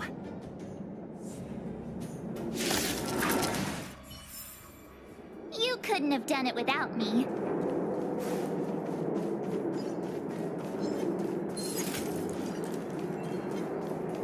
Seeing it up close, this vein's even more spectacular. I doubt the underground will ever see it fully excavated.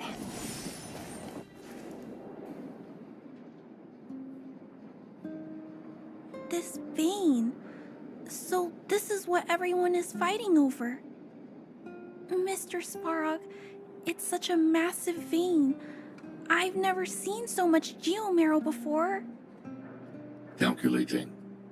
Based on the average rate of excavation, this vein is enough to supply Belobog with 231 days of energy, with a margin of error of 7 days.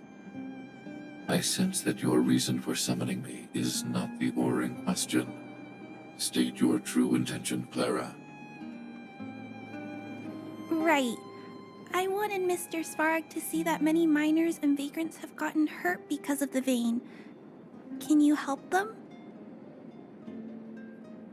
I have already prevented the dispute and taken temporary control of the excavation zone. Evaluation result. In the event of no further variables, there will be no large-scale armed conflict within the next 30 days. I know why you did it, Mr. Svarog. It's just... I don't think it'll be enough. The mining team and Wildfire. They don't understand your actions. If only we could do more for them. My mission is the protection of the underworld. The trust of the minority sample is redundant to my calculations. Human behavior will always deviate from rational calculation, Clara. As evidenced by their presence here. Svarog! We haven't settled our final score. Seele, subordinate to Wildfire. Your resistance is futile. The result of my calculation is unequivocal. Remaining in the underworld is the optimal strategy for survival. This again. Calculation results, survival strategies. I haven't got time for your thesis. Withdraw your forces, or I'll lose my temper. Observe, Clara. Even under abject conditions, humans are unable to avoid division and conflict. But Mr. Svarog... Human failure to accept the calculation result is a significant threat to the survival strategy of the underworld. Calculation complete. Result unequivocal.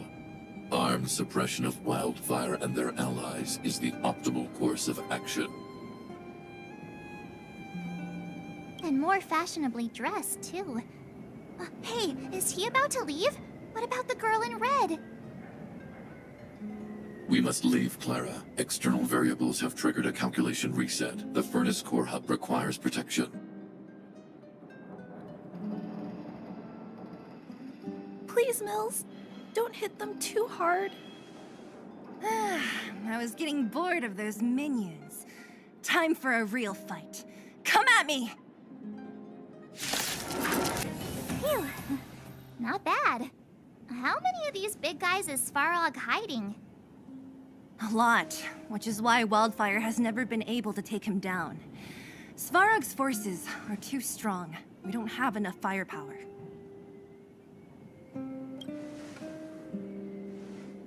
Clara? Don't worry about her. That girl is best pals with Svarog. She's always following behind him. He wouldn't harm her. I guess I'm just used to seeing them together now, even if I don't understand it. Let's look for the chief. No need to look far. Nice work, Seele. We were attacked on both sides by robots. Who knows where they came from? We thought we were in it for the long haul. Chief, is everyone okay? Is anyone injured? We're fine. We're used to it at this point. We sent those pesky robots and ragtag troops packing. The mine should be quiet for a while. And, who are your friends here? Ah, them. They're outsiders that Sampo brought down from who knows where. They need a favor from Wildfire, so I brought them with me. It'll be faster if they explain.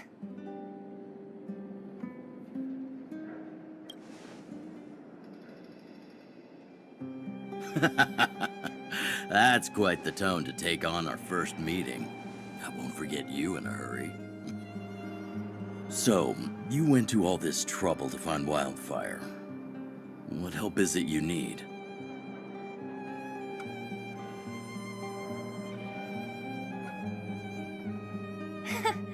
I didn't know you'd put on a show for the overworld, too. Impressive. Well, this is new. Wildfire can barely take care of the underworld, and now outsiders are looking for assistance from us. This Stellaron you speak of, I've never heard of it. But if it's a secret that even we locals don't know about, then one name does come to mind. The current Supreme Guardian is a liar who uses sweet words to deceive the underworld. She's never cared about our survival. Stop right there.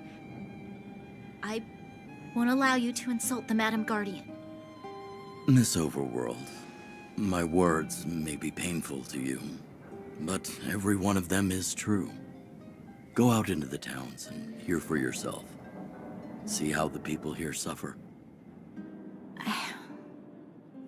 I haven't gotten close to voicing the extent of the underworld's grievances, young lady.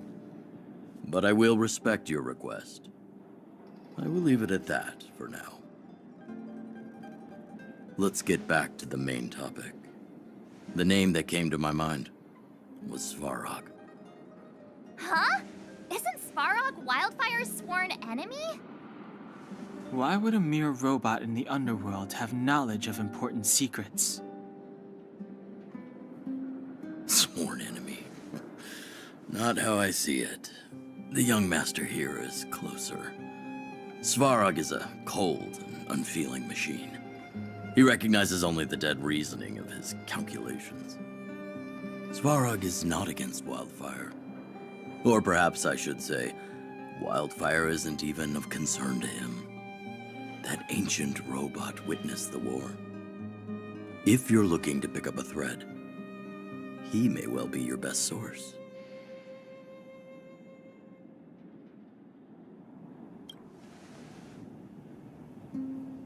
Don't judge a book by its cover. I myself have put a few centuries behind me. Would you be able to tell? I'm familiar with over 20 long-life species. None of them look like you. Hey, would it kill you to play along? Robots don't forget. If Svarog hasn't heard of your Stellaron, then I'm afraid perhaps no one has. In which case, we need to think of a way to convince Svarog to communicate with us.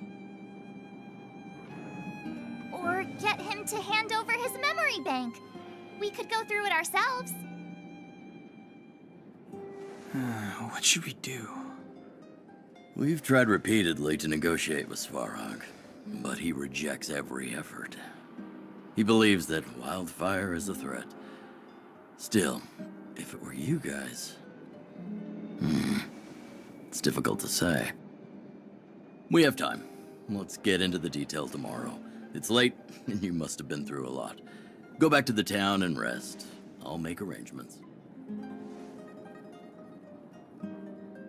Again? I'm starting to get nervous of arranged rest on this planet. As for our Silvermane girl here, do you have time? I'd like to talk with you in private. Wanna go take some pictures? Oh, you must be Oleg's guests. Welcome to the Gerda Grand Hotel. Hey, that's not very polite. It's fine. You aren't the first guest to have that reaction. A few hundred years ago, one ancestor of the Gerda family was ambitious and sought to build something big from nothing. Eventually, he actually did it. Have you seen that stylish Gerda hotel? Strictly speaking, it's a branch of this grand hotel. Oh, people with big dreams have big determination. Oleg wants me to take good care of y'all. Here's the key. You'll be staying in our most spacious guest room. What do you think? Should we go ahead and call it a day? Or walk around a bit more first? Time to rest again. I hope there aren't any surprises this time. That Oleg, he seems sincere. What do you guys think?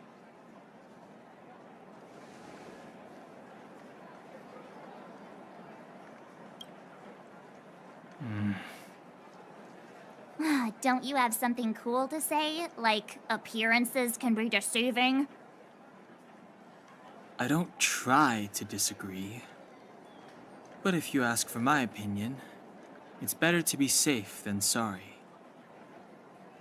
Fine. We'll keep our guards up. Our last hotel experience was eventful, to say the least. One of us should keep watch tonight.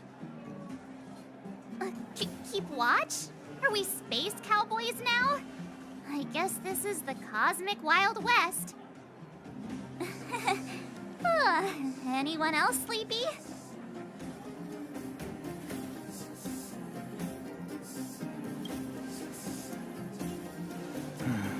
Sure. I don't have much need for sleep. I'll keep watch. Bronya, did you finish talking to Oleg? Hope he didn't make things difficult for you.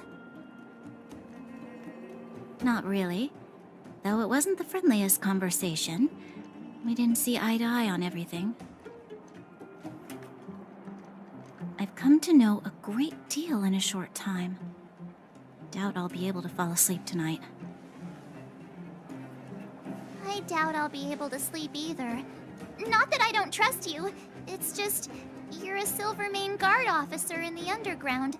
There might be people looking to harm you. I wouldn't be surprised if there are. The Silvermane Guards have a lot to make amends for down here. If someone had made a stand in the outset and explained the consequences to Madame Cocolia... Forget it. It's meaningless to talk about it now.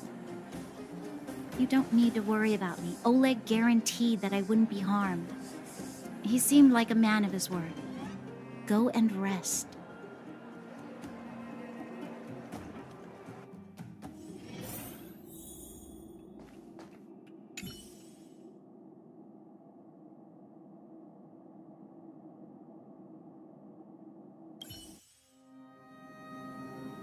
I lost her.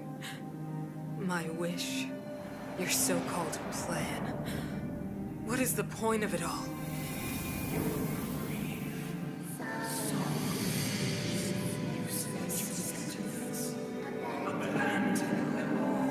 Silence! She is my daughter. My only... You soulless thing.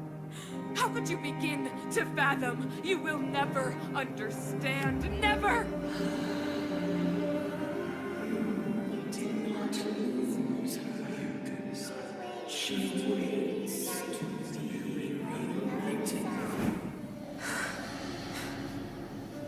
A new world.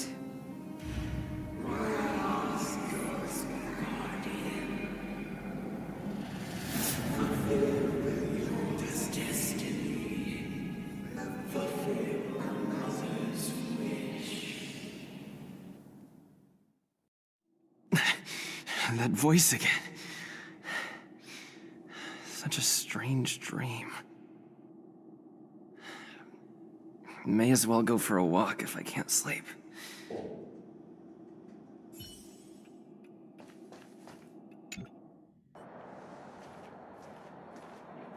Who goes there? Show yourself. Oh, it's you. Don't sneak up behind me next time. Lucky for you, I wasn't armed. No sleep for you either, huh?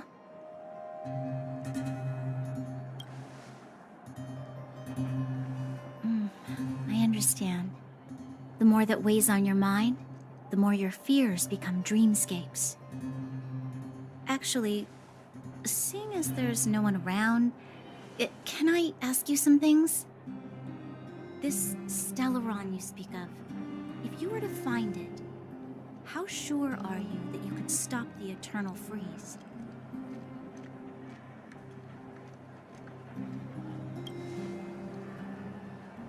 Your confidence actually makes me even more worried. This isn't like helping a child make a snowball. You know, it was difficult for me to believe you. Some of the words you use are too alien for those that have lived their entire life in Belobog. As far as I was concerned, Madame Cocolia's order to arrest you sounded reasonable. But why didn't she issue it straight away? She must have realized something about you. Something I haven't yet been able to perceive for myself. It bothers me. What must have transpired to cause her such a drastic change? Still, orders are orders. It's not for soldiers to question their superiors.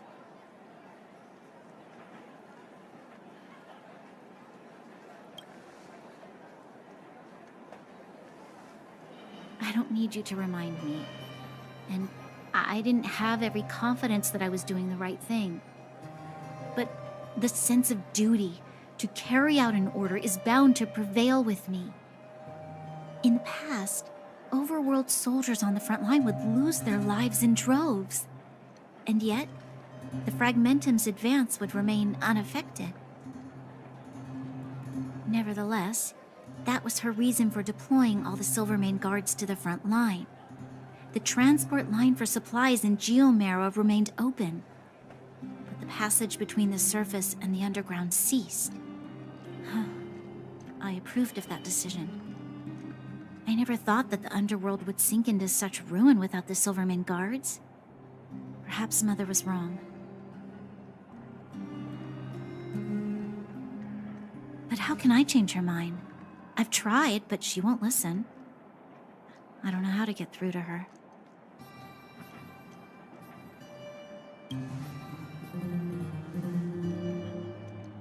Help me change the mind of the Madam Guardian? Not easy. Nobody knows that better than I do. The more I think about it, the more disoriented I get, which in turn makes me think about it even more. I just want a better life for the people of Belobog.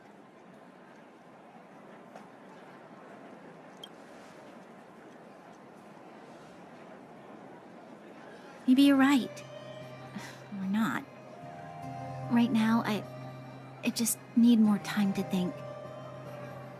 Walk with me. Let's forget our problems for a while.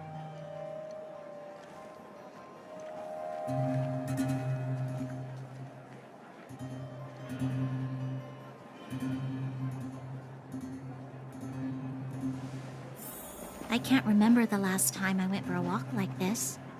I never thought I'd take one through such a strange place, with someone I'd only just gotten to know. It's so quiet here. I'm not used to it. The quieter things are around you, the louder they are. I'm surprised the vagrants in the Great Mine go after the mining teams. They must be desperate. Still, whatever their situation, a crime is a crime.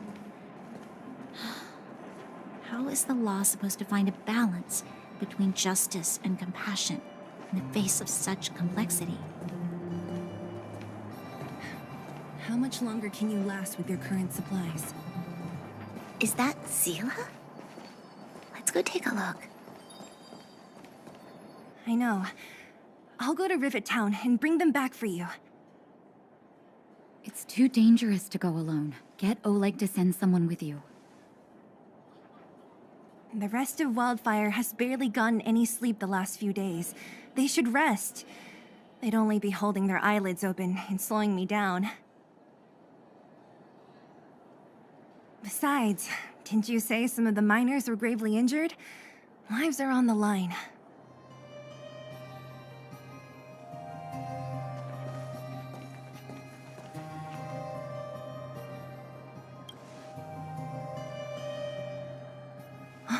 Aren't you supposed to be sleeping? What are you doing out here? Up to no good, perhaps? We're just having a walk. Neither of us could sleep. You can rescind your baseless accusations. Look somewhere else, then. Easy, Seele. Maybe they can help.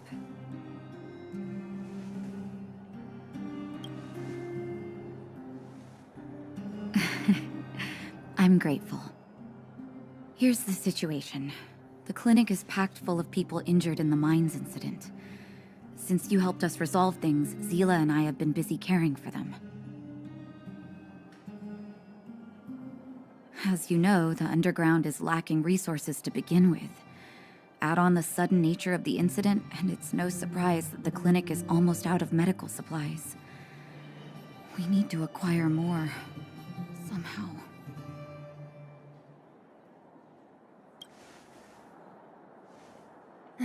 The situation in other towns is even worse than ours. As the Fragmentum spreads underground, more monsters go roaming around, causing trouble for all the towns. That means more vagrants in the mines. The town's resources have been swallowed up by the Fragmentum. To get anything now, people have to risk their lives. Easy now, Seele. Anger isn't good for one's health. Seele and I actually aren't from here. We both come from an industrial town to the north. A few years ago, the fragmentum began to seep into the town center. I used to manage an orphanage and clinic there. But after the fragmentum corroded the area, I had no choice but to move here to Boulder Town. After all, I have to survive myself if I want to save more people. Go to a corroded town to collect some useful resources? I'm in.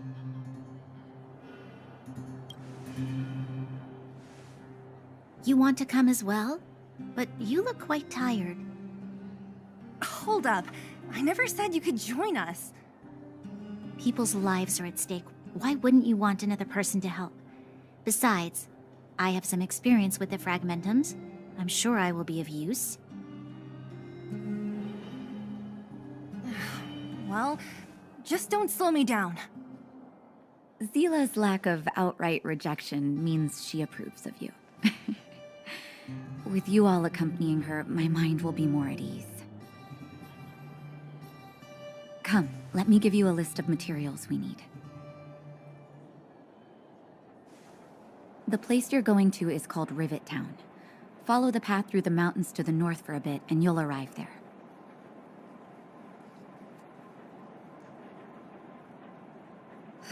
Let me think. I'm almost out of metal plates and bandages used for immobilizing broken bones. There's a market in the center of Rivet Town. Residents left behind piles of materials there when they evacuated. Please look for some there. Oh, also rubbing alcohol.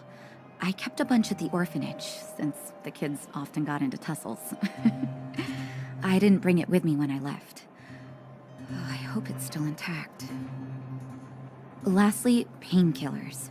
There should be a bunch stored in the old lab. Hopefully they haven't been destroyed by monsters. These should be enough to get by for a bit longer.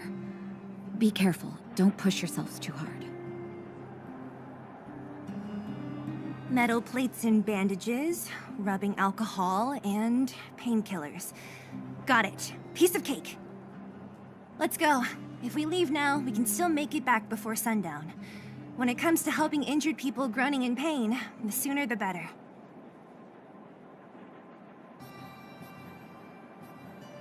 If we hadn't happened to be passing by, were you really planning on going into the fragmentum alone? Of course. What's all the fuss about? I've done that loads of times. So reckless. According to the rules of the Silvermane Guards, any expedition into the fragmentum must have a squad of at least 4 members, as well as a communications officer. Exactly. A rule of the Silvermane Guards. Don't apply your rules to us. We're here. This is Rivet Town. Everything looks familiar. Let's go, and watch your step. I haven't been here in a long time.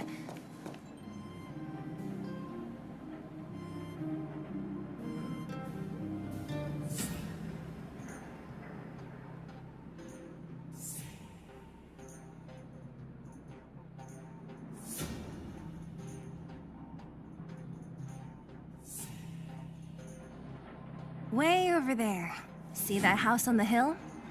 That's Natasha's old orphanage.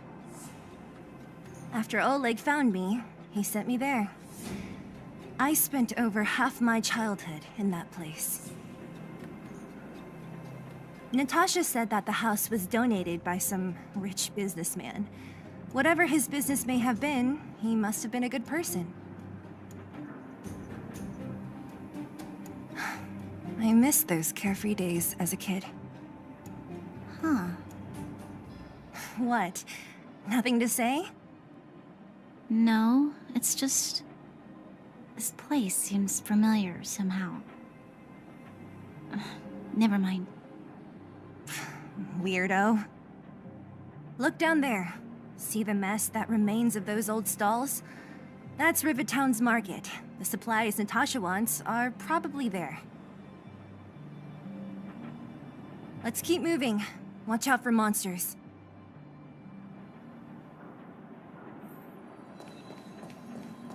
Careful. Enemies ahead. These aren't like vagrants. They won't... Restaurant? The most famous restaurant in town. Natasha would bring the kids who behaved well here for a special meal. The facilities here seem to be in pretty good shape. Not like those of a place that has been abandoned for years. Now that you mention it, it does seem a little... There's a bunch of crates piled over there. Maybe we can find what we're looking for. Watch out for monsters. They like to hide. If you need to, clear the area before you dig for the supplies.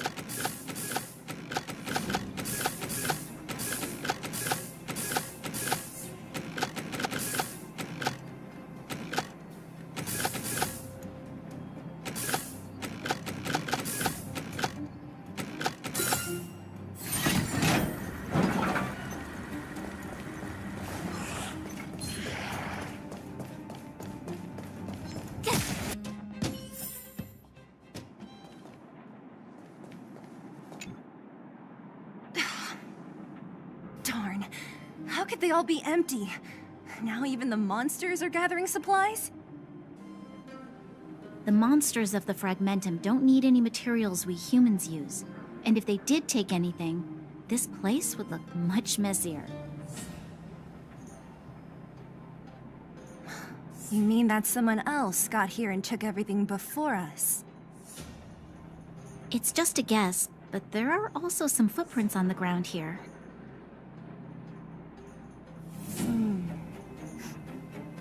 The scent of dirt is still fresh. They can't have come too long before us. Let's go then. We need to find something, even if we have to search every corner of this market.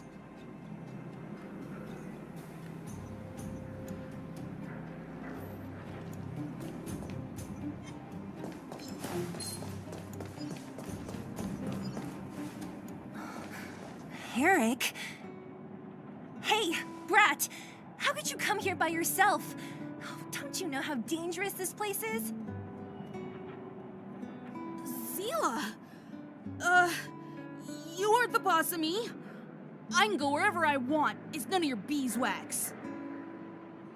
You took the materials and hid them all here. Not bad, kid. But if we didn't take care of those monsters, what were you planning to do? Just stay here, shaking in your boots? Who asked you to do anything? I was just about to escape. I didn't need your help at all. Still stubborn, huh? Then tell me, how exactly were you gonna get those big metal plates out of here past those monsters?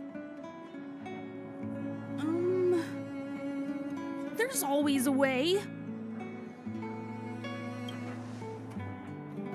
Don't let him fool you. Everyone in the underworld knows that this brat is a no-good thief. If I remember correctly, even the clothes you're wearing came off another kid's back. About that. Tell us, what do you even want metal plates and gauze bandages for? We need them to save people. 200. What? 200 shield? Are you kidding me? You want to negotiate?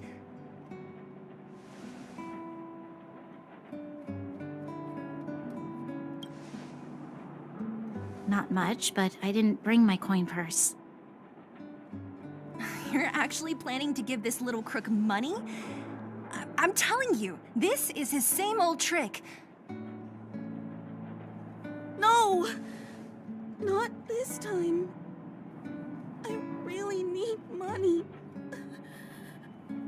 My daddy... Pretending to use your dad again as an excuse. If he knew about this, you'd be in big trouble. No! Seele, that's enough. It's Eric, right? Here, you can have this. What's this? This is a medal given to me by the architects. See that blue stone in the middle?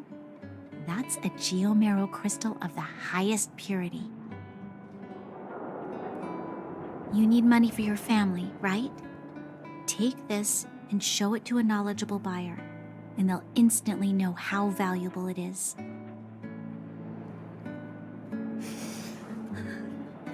Thank you.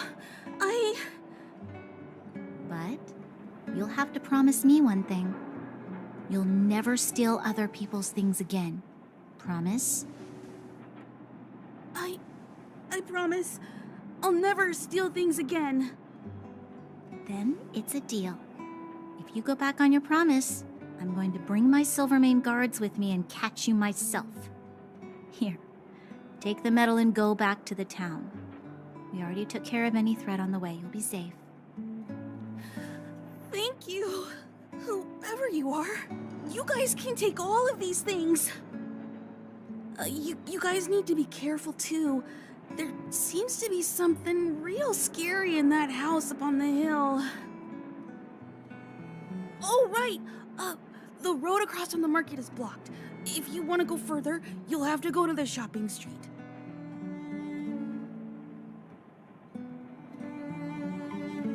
Got it. Thanks for the tip. That object was pretty important to you, right? Are you sure you're okay just giving it to Eric like that? If it will make him change his ways, it's more than worth it. What if he doesn't? From a young age, my mother taught me to be forgiving and to preserve the goodwill in people's hearts. Even if I am but a small glimmer of light in this world, I must try my best to shine brightly for others. I must give him a chance, Seele, because other people can't. I don't really get what you just said. Anyway, we should get moving. Eric said that we need to take the shopping street to go any further. I think I still remember where it is. This way.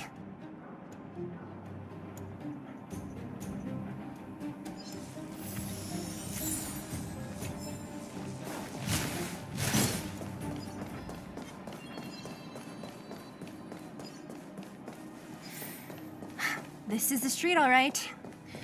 The orphanage should be at the end.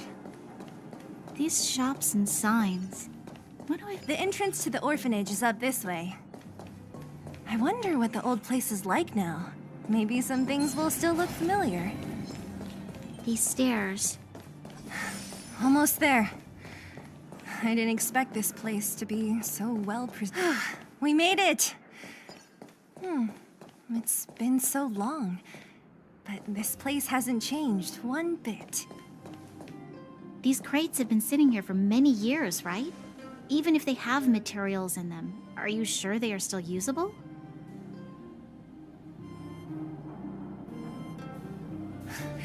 Do you think undergrounders care about expiration dates? Even having any supplies is a miracle in itself. No. No. Empty. How are they all empty? Who could have... Careful! Enemy behind you!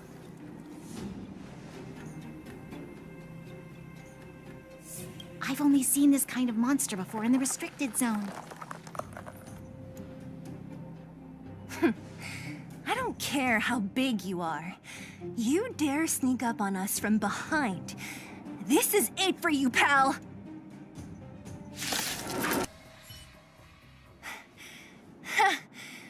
That was it? Nah, I could have taken it on by myself. But still, fighting alongside you two was pretty fun. Should be all clear now. Let's poke around. The kids at the orphanage were always getting into scraps when we played out here. If I remember it right, there ought to be some supplies for our cuts and bruises stored in that corner there. I just hope the monster didn't get to them. It wasn't my imagination. Huh? What are you talking about? This building? This playground equipment? I've seen it all before. What? Come on. The overground and underground have been sealed off from each other for over 10 years. It would have been used if a Silvermane guard had come down here, let alone an overworld princess. Wait, unless before that... Yes, it's a possibility. That would explain why my memory of it is so blurry. Come on. I need to look around a bit more before I can be sure.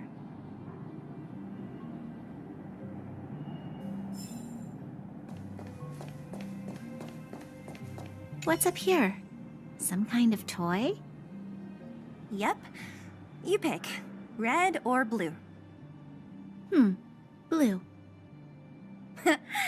Look at this. After over 10 years, the teeth marks are still here. Teeth marks? Alright, well, this one time, a big kid was trying to steal this toy from me. I couldn't out-wrestle him for it, so I just bit down hard and hung on for dear life. How boorish.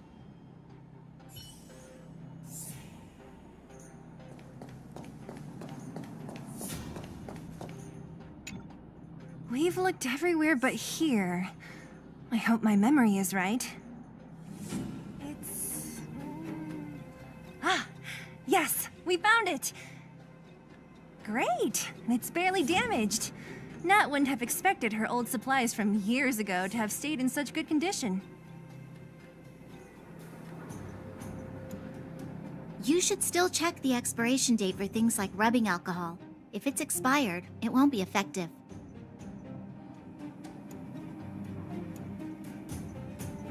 True.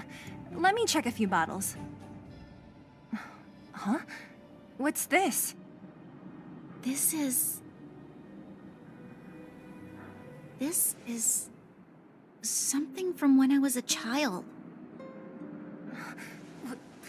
When you were a child? Are you sure?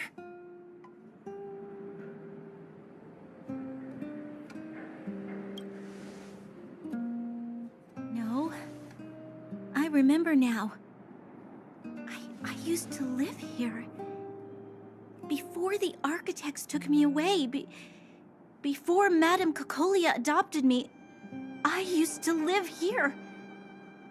I'm an undergrounder. You're... an undergrounder? Wait a minute. You're saying that Cocolia, the Supreme Guardian, adopted you? Then... Yes. I'm the successor chosen by the architects. In the future, I will become the guardian who leads Belobog. Why? Why didn't I remember this until now? My childhood memories are so blurry. The architects said that the guardian successor is selected from among all people in Belobog. The selection process can take anywhere from a few years to a few decades. During that time, all children of the appropriate age in both the overworld and the underworld will be tested. In the end, only one child deemed as worthy will be chosen. I must have been chosen from among the children here and then taken to the surface.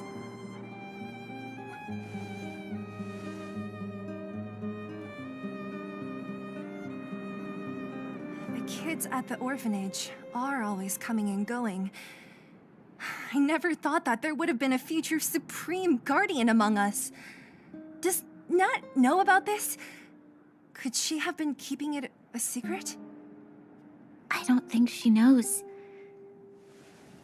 The selection of the successor is done with utmost secrecy. And the child chosen must completely say goodbye to their past. And thus, I became the daughter of Madame Cocolia, My only identity is that of Guardian Successor. But I'm not good enough.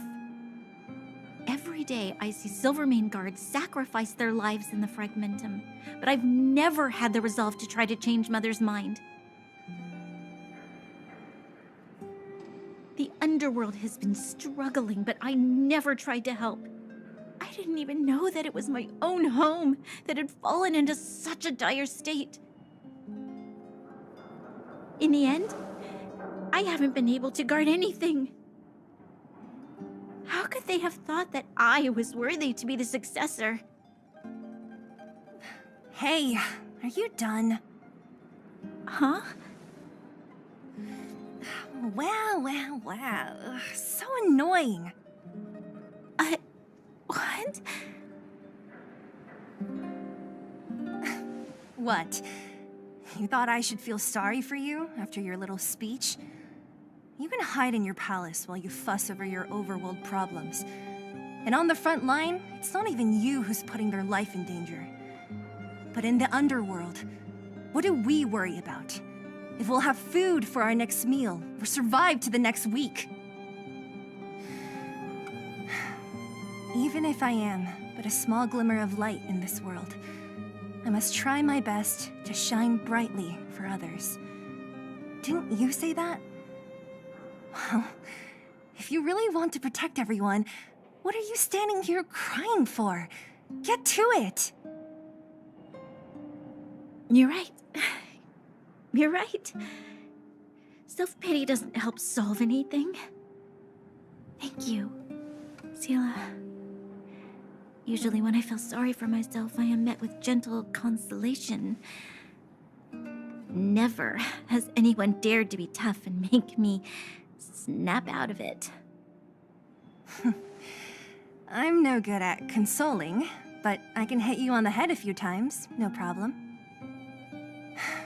I can tell that you have a big burden to carry. Why do you force yourself to? As the successor to the Guardian of Belobog, I must always be vigilant of my behavior and thoughts. Yeah, Lady Bronya. Miss Future Supreme Guardian comes from the same orphanage as me. Who thought it would be a good idea to put us together, huh? How about I show you around the orphanage a bit more? Unlike you, my memories from when I was little are crystal clear. Okay. I'll indulge in old memories with you for a while.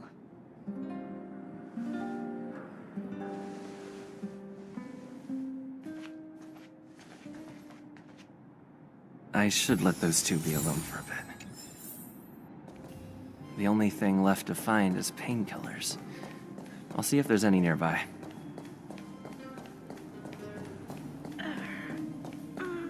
Oh! It's here! We found it! Warning. Warning. Danger detected. Protect Clara. Initiating active defense mode. Perkins, don't! Stop! I've seen this person before. He's not bad, right? Command received. Danger removed. Deactivating active defense mode. This place is dangerous. You should leave. Oh, I came here for these painkillers too. There are a lot of people hurt at the vagrant camp. I guess the miners are no different? If everyone could just get along, things would be easier. Here you are. I hope the medicine is of help to you. Mr. Svarog, he's my family. I met Mr. Svarog when I was real little. He took me in and took care of me. I'm really sorry about what happened back in the Great Mine. Mr. Svarog doesn't trust any humans besides me, especially everyone from Wildfire. Mr. Svarog doesn't want to hurt people, but he always follows the calculations of his analysis. He thinks that interaction with humans is inefficient. Wildfire wants everyone to leave the underground, but Mr. Svarog wants everyone to stay here. According to his calculations, the overground is already unsafe. Yes, at least according to Mr. Svarog's calculations. He says that his responsibility is preservation. To do that, he must make decisions that best protect humanity.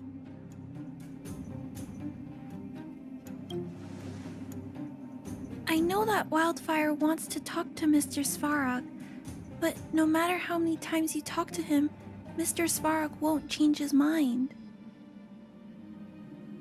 So please trust me. I'll try to persuade Mr. Svarog. Hopefully one day he'll finally listen. Clara, what are you doing here? You're Miss Seele from Wildfire. I came here to...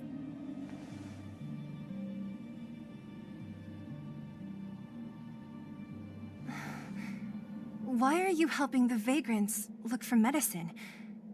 If they're so great, how could they make a little girl go around running errands for them? No, it's not like that. I wasn't made to do anything. It's just that the living conditions for the vagrants aren't great. There's not even a clinic in their camp, so I wanted to help them out. Also, not all of them are bad people. Everyone just wants to survive.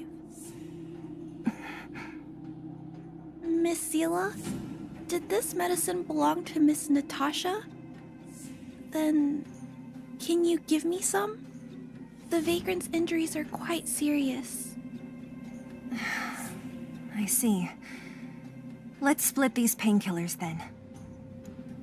Really? We don't need to ask Miss Natasha first? If I know Nat, she won't mind. Although, this will make it more difficult for us. She'll understand. She always does. Great. Thank you, Miss Seele. Are you leaving? This old town is too dangerous. We'll accompany you part of the way. It's fine. I have Perkins for company. And I have some more things I need to look for here first.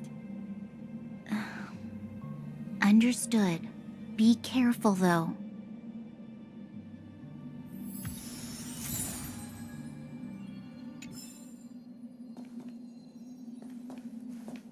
Metal plates and bandages, rubbing alcohol, painkillers. Great, that's everything. Let's go report to Natasha in Boulder Town. It won't take long to get back. Nat, we're back. That's our Seele. Nothing if not punctual. So, did you find any usable supplies? Oh, let me see. Metal plates, gauze bandages, painkillers, rubbing alcohol. Perfect. That's everything I needed. Huh. It's just... there are less painkillers than I'd expected. Did someone break into the storage room? Clara? Huh. If she was there too, then I understand. She wants to look after the injured vagrants, right? Clara's always been a kind-hearted girl. I think you made the right decision. Still, it means I'm going to have to draw up a detailed dosage plan. Hey, don't worry. I'll help you. No need. I'll handle the clinic. I assume you three have more important things to be getting on with, right? Oleg will be waiting, not to mention your two companions. So you guys aren't that close after all? I thought you were sworn friends. Oh, you're adorable, Bronya. He was obviously joking. I bet old Oleg wants to talk about Svarog. We should get going. Sorry, Nat. We'll have to leave the wounded to you. Oh, no worries. I hope things go smoothly.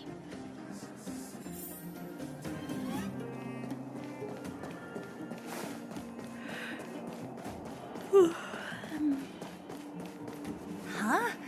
Tired already? Aren't you? We didn't... Hey, they're finally back! That's nothing. The unannounced disappearance record holder is right here. And that's something to be proud of? It's good to have everyone back together. Let me get straight to it. Regarding the Stellaron and your predicament in the overworld, your friends have gone over both with me again. The last time I saw Kokolia, she was an impressive young lady. I never thought that after becoming the Guardian... All I can say is that I sympathize with your situation. Rest easy. Wildfire won't go behind your back on this. Your plan sounds a bit like the ravings of a drunken miner, but at least you're offering a road forwards. We Underworlders haven't had a road to anywhere for a long time now, and you can see how things have become. I'm willing to give you guys a shot. Don't worry, Mr. Oleg. We'll make sure you don't regret it. Ravings of a drunken miner is a little harsh. Maybe it is. But I think we need to set our sights on something a bit more realistic. You guys want to know the whereabouts of the Stellaron. Wildfire wants to remove the restrictions on the Underworld. In other words, Svarog is the target of both our efforts. If we can't deal with the boss, we can't deal with anything.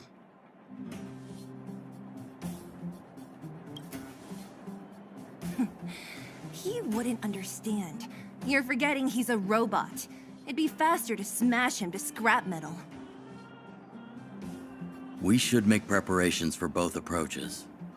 Of course, it's better to settle matters through peaceful means, but if the situation changes, we must be prepared for armed conflict at a moment's notice. Wildfire has tried many times to make contact with Svarog, without success. He has no intention of engaging with us. At our current strength, it would be incredibly dangerous to use force. Svarog's robots don't fear sacrifice, and I don't want to risk Underworld lives. But things have changed. Your arrival constitutes an external variable for Svarog. I may not have the full picture, but perhaps you guys have an opportunity to sway him. That would be best. Our scheme is coming along nicely. But I fear that Svarog just isn't the swaying type. You'll understand when you get to his territory. Things never run smoothly down here. And what about you, Miss Silvermane? You're the only one here that isn't compelled to do or die with Svarog. I'd like to hear your plan. Oh, the Underworld is still a part of Belobog. If Svarog's existence constitutes a threat to the people here, I will of course stand with you.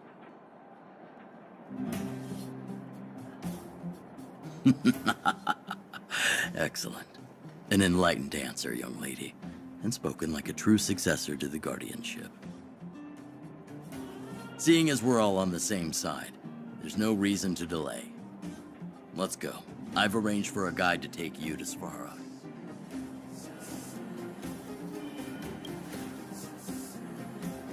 Wildfire's relationship with Svarog has been hostile for a long time now. Accompanying you would only lead to misunderstandings. We'll be nearby, awaiting orders. If things go south, we'll be there in no time. Seele, perhaps you can take our outsider friends the rest of the way. I'm on it, boss.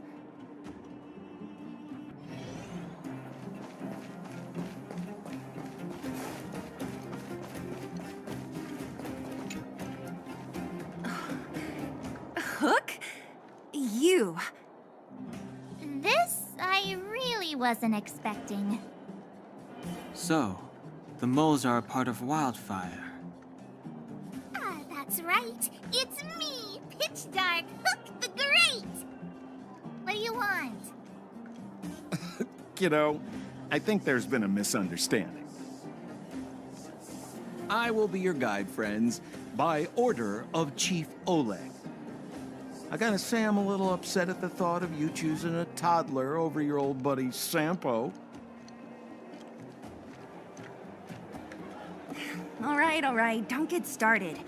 But I want to ask you something. Everyone in Wildfire knows the location of Svarog's lair. Why do we need you as a guide? My specialty's in the field, perhaps. Wildfire may know where the base is, but have they ever been inside? You've been inside?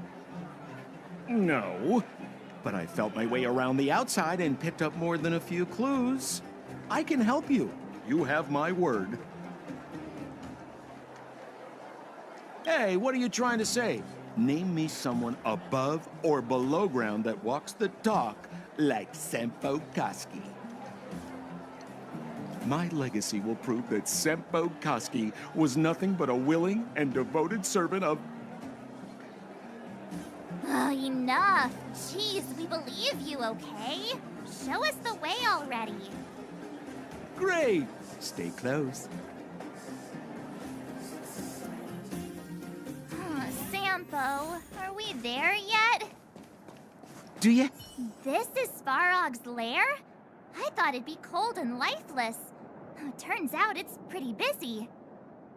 Many vagrants are staying here temporarily. Their homes were overrun by monsters. Isn't it dangerous for them to make camp right under Svarog's metal nose? No. Svarog may be ruthless, but he never attacks without reason. For those with no home, this is actually a safe place to be.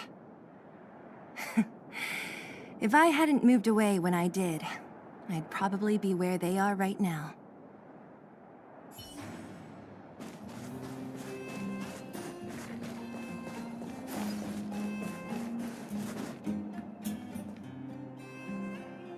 What a heavy gate. Okay, watch this! Open sesame!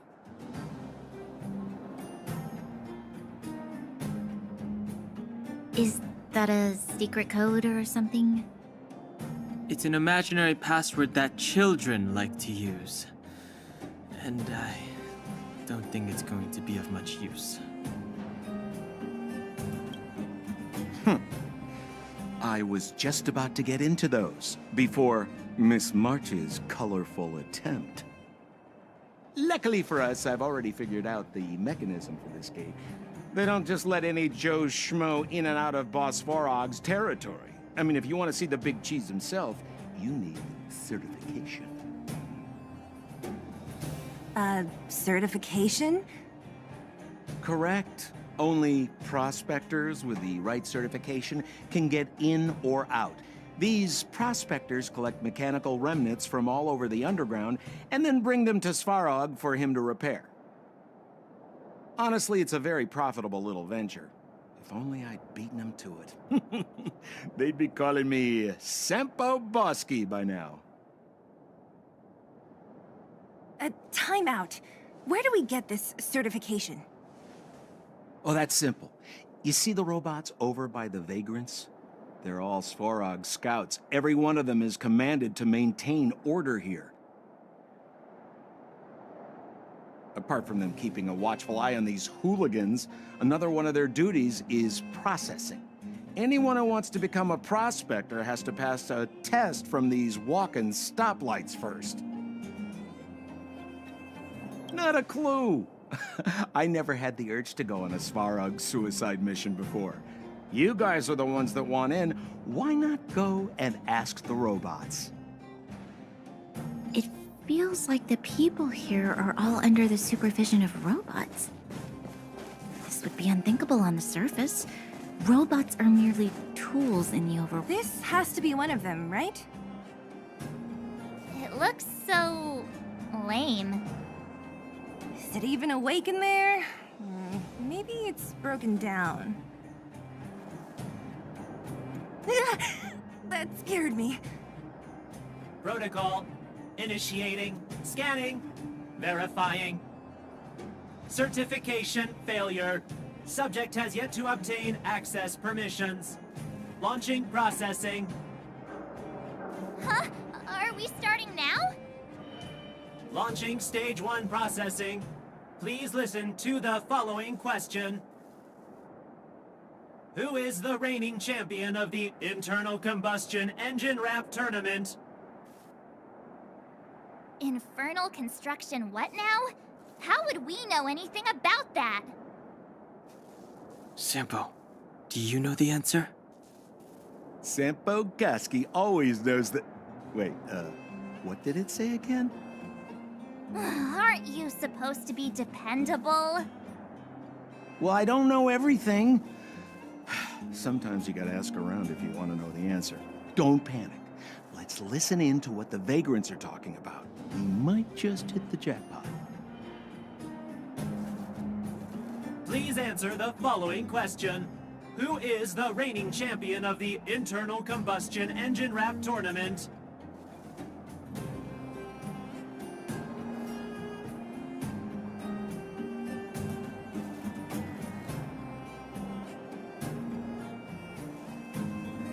Incorrect answer. Certification result. Failure. You know, friends, if you don't know the answer, you don't have to pretend you do. No one's gonna laugh at you. Reassessing. Subject threat index. High. Initializing combat module. Threat elimination activated. Combat module? This thing's faulty, right? Wishful thinking. It's about to attack. Phew,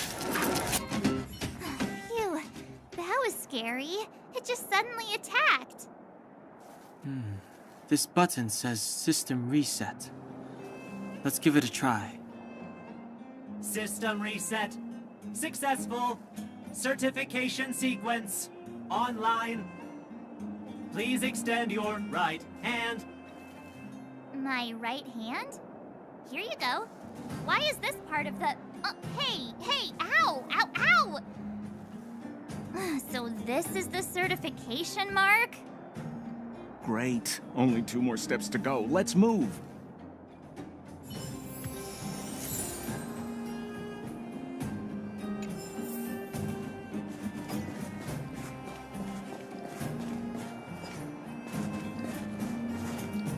Yo, listen up. This one's for all you pretend rappers. Internal combustion engine champion, 88 degrees bedrock, repping the dawn of the underworld rap. Here's something to wake up your soul. Check it. Light of the moon over city of snow. Alas, this place is a bit of a mixed bag. Plenty of characters. Keep your wits about you, friends. Don't let anyone deceive you. It's a... Protocol. Initiating. Scanning. Ugh, I'm so sick of repeating this. Huh? What did this bucket of bolts just say? Seems like this one's got a temper. Ugh, let's get this over with. Did you get your first certification? If not, then you're wasting your time. You mean this? Here, look. Yeah, whatever. Here comes your question. Listen up. Riddle me this. A microcrystalline unit should be connected to which component?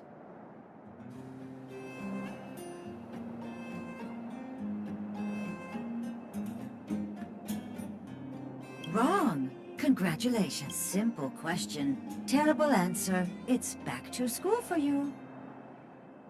Can I smash this can opener already? Ha! You wanna go? You caught me in a bad mood. Let's do this. If we turn you into scrap metal, we still get our certification, right? Suits me! Wait, have mercy! I'm sorry. One certification coming right up. Now we're talking. Okay, please extend your right hand. Not you, the girl over there. Huh? Me again? It hurts, you know. Ow. There you are.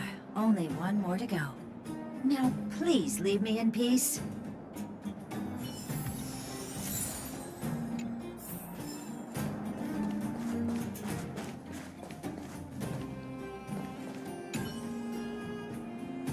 Whatever the case, we'll need it to identify our certifications. There's something wrong with this one.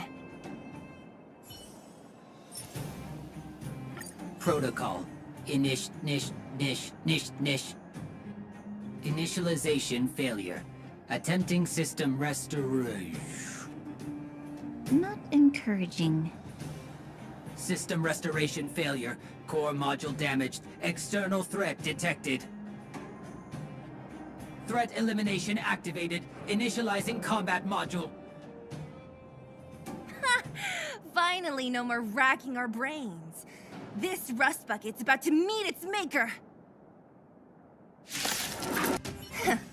Learn how to behave now? Let me try and reset its system.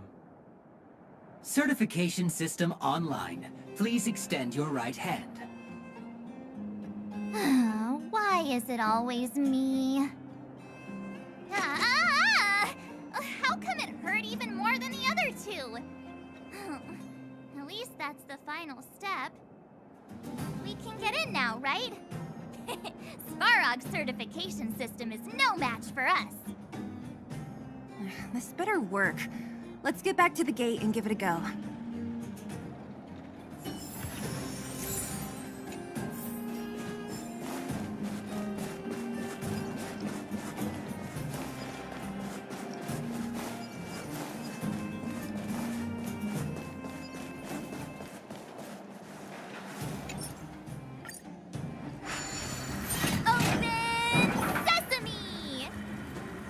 See?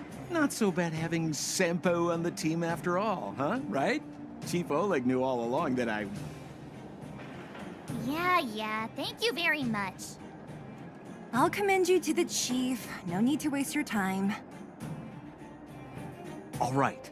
Well, let me issue a warning now. Everything from here on out is uncharted territory. We must proceed with the utmost caution. Now to set the record straight with Svarog. Let's get in there! Dude, did anyone hear what I just said?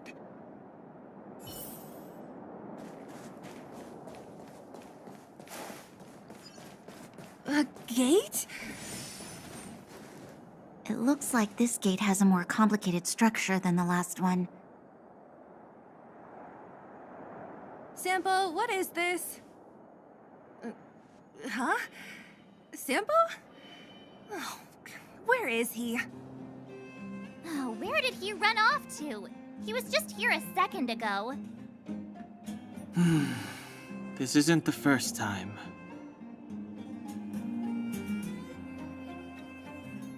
It's that same type of robot again. Oh, please don't tell me there's another round of processing. Visitors for Svarog detected. Protocol initiating. Scanning. Verifying.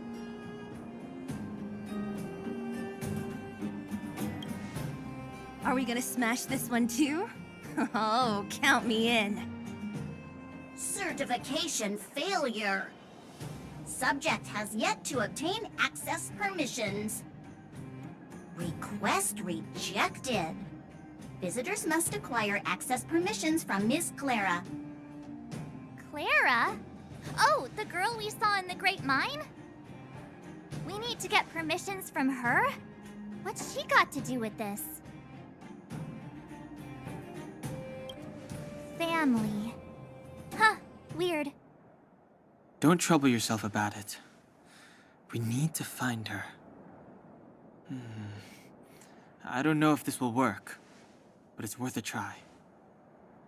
Where is Clara right now? Obtaining audio data. Please wait. The energy core's bearing component is broken.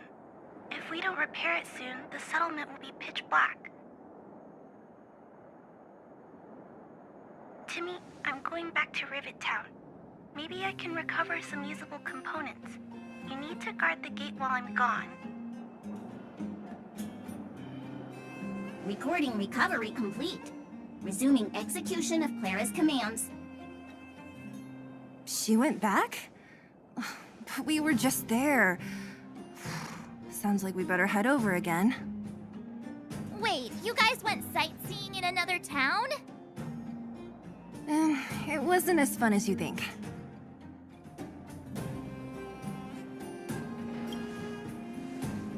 That little girl heading into the Fragmentum all by herself?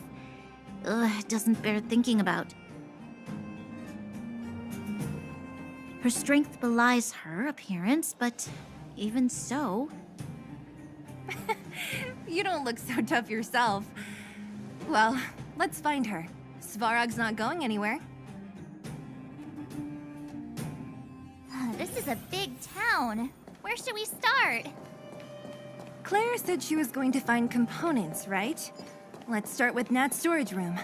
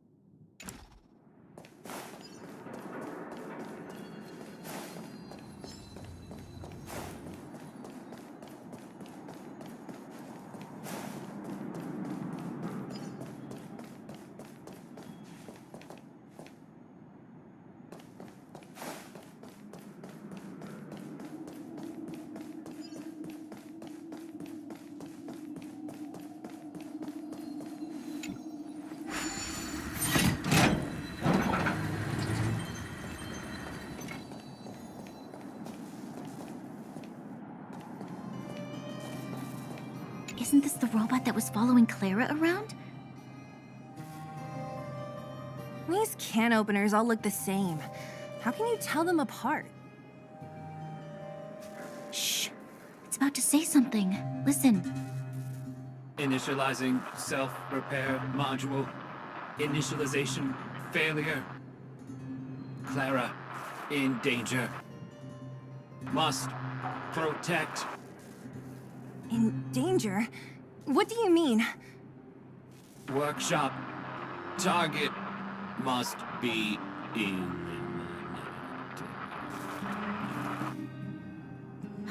Wait, does it mean that a monster appeared over at the workshop?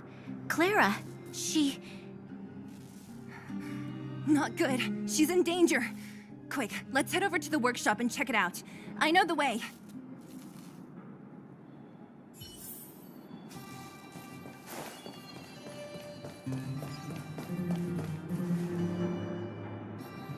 Just as we feared, there's something big over there. And there's Clara! We have to save her! Let's go. No need to fear. We have the numerical advantage.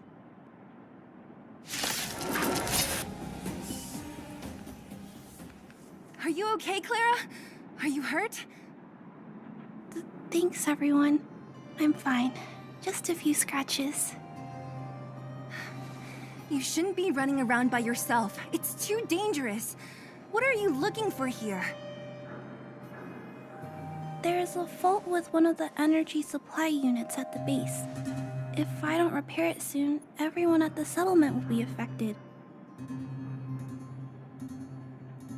I knew there was a workshop in this town, so I wanted to try my luck here. I found all the components I need, but then I ran into a monster.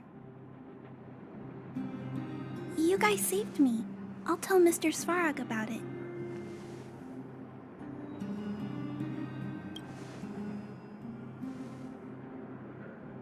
We were planning on paying him a visit. Huh? What do you need to see him for? I can pass him a message.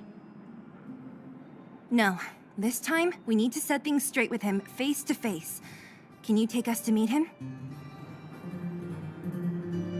But Mr. Svarog doesn't like talking to others, especially Wildfire. Don't I know it? But he's evaded communication with us for too long. This time, we have to see him. I know you're working hard for the people down here, but Mr. Svarog doesn't trust human emotions. He only trusts his calculation results. So, I can't take you to see him. If Mr. Svarog and you had a fight, someone would get hurt for sure. Maybe even bystanders. Listen, kid, you... Clara, you said it yourself before, right? Svarog's duty is to protect the underworld and preserve the civilization here. We have the same wish.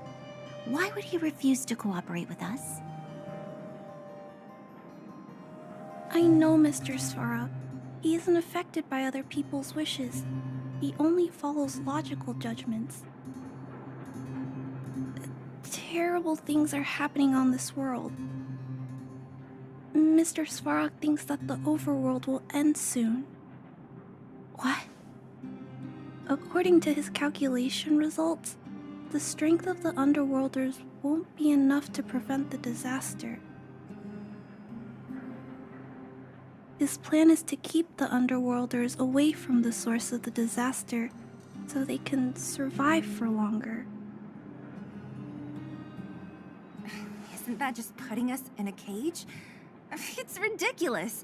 What difference does it make if our death gets postponed a couple of days? How is that better than putting up a fight?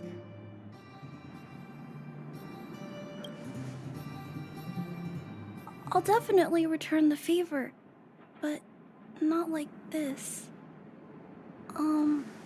If you don't mind, I still have important things to do. I'll go back now. Clara!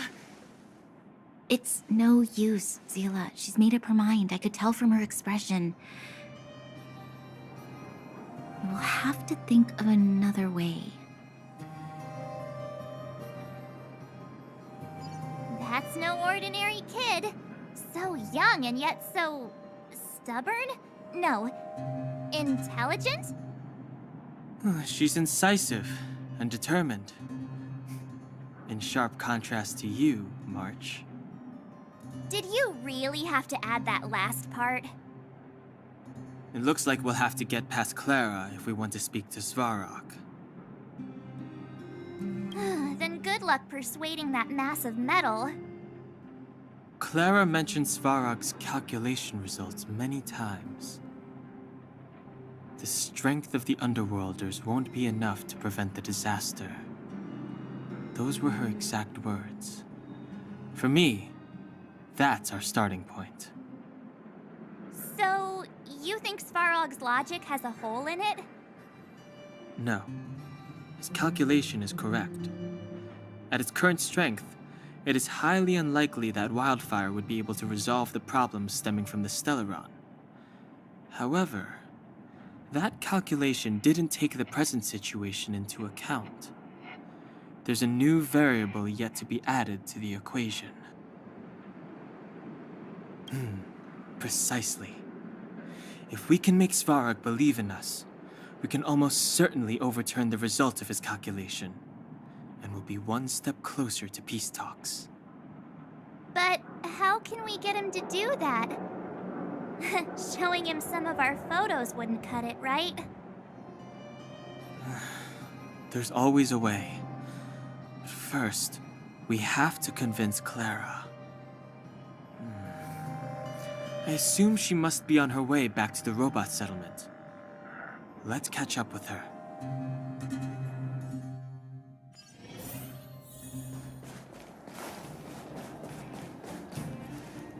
She turned that way, quick!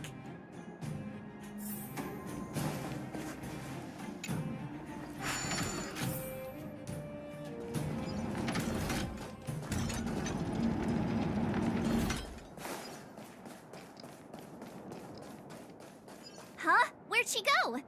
We just saw her go this way. We'll just have to head straight and keep looking.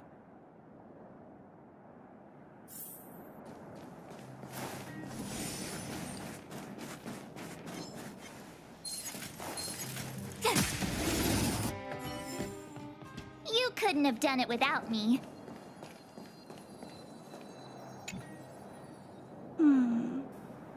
Why won't it... I can't figure it out. Oh, it's you. You came with me after all. You keep saying that, but... Are you repairing this installation, Clara? Hit a snack? Huh? How did you know? The dimensions and wear of these two roller components look very different from the rest of the unit. You must have only just replaced them. You replaced the damaged components, but the unit isn't starting up as normal. That's what you're trying to figure out, right?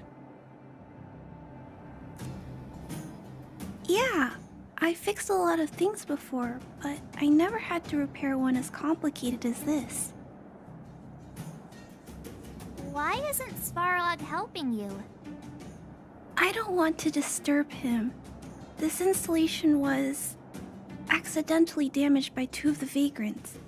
If Mr. Svarog finds out, they'll get in big trouble.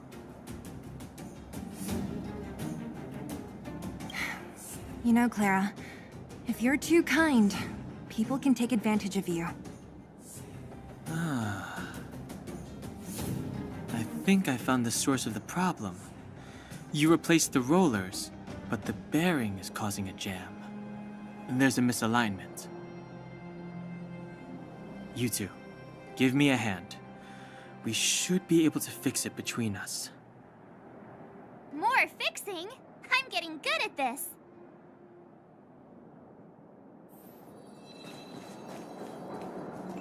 Can we really fix this? Relax, we got this. Right, danheng? Less asking, more helping.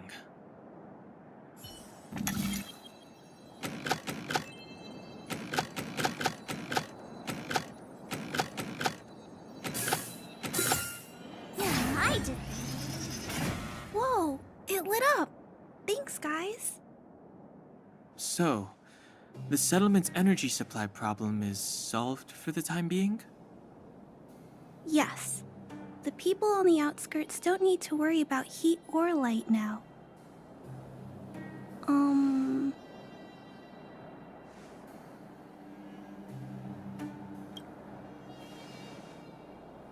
I understand. You helped a lot of injured people in the mine, and you risked going into the town for supplies. You're good people. If there's any other way I can help you, I'll do my best. But this... how are we gonna convince her?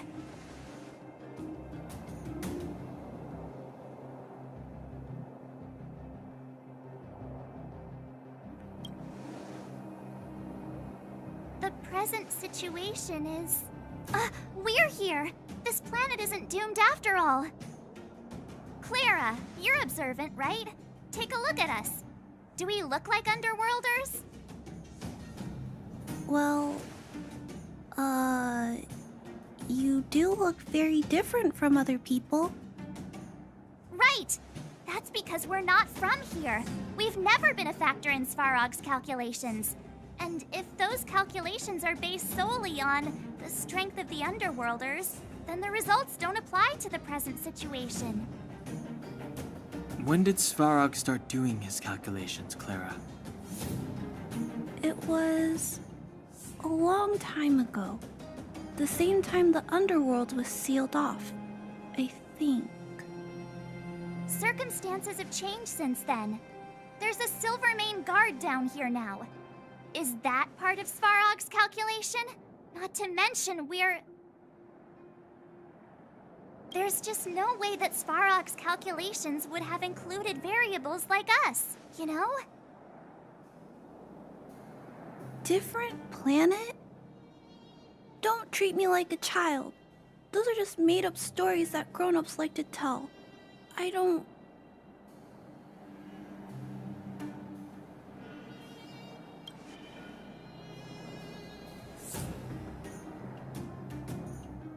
Hey, he and March aren't lying, Clara.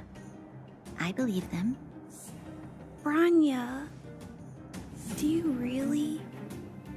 I know how you feel, Clara. You want new hope for the underground, but you don't want anyone to get hurt in the process, right? I also have doubts, but my gut tells me that March, danheng, and they are the new hope this world has been waiting for.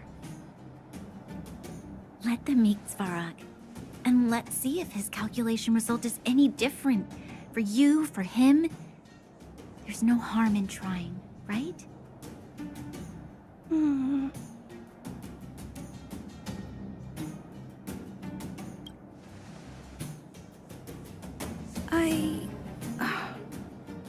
Okay, I'll take you to see Mr. Svarog. Really? Awesome! I understand now. Trying to change Mr. Svarog's mind on my own would take forever. Even if I kept trying until I was all grown up, I don't think I could do it. And all the while, people would be getting sick, losing their homes, and fighting. Just like in the mine. I don't want that to happen. If you guys really believe that you can convince Mr. Svarog, then I need to be brave too. Everyone, follow me. Bronya, I didn't know you'd stick up for us like that back there. Well said. It was nothing, I just said what I truly felt.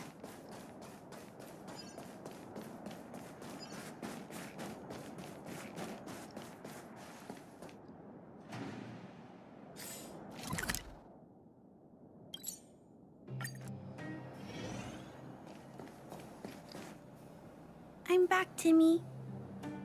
Welcome back, Miss Clara. Timmy, open the gate, please. I want to see Mr. Svarog. Outsiders detected. Do you wish to permit access? It's okay. They're all my guests. Command received.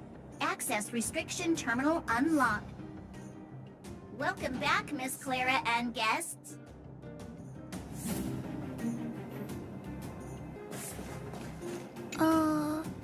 If you can, please try not to upset Mr. Svarog. It's okay, Clara. We're here to reason with him. I'll leave negotiations to you guys. They're not my strong point. Negotiating with robots. I can't say I've tried it before. Are you ready?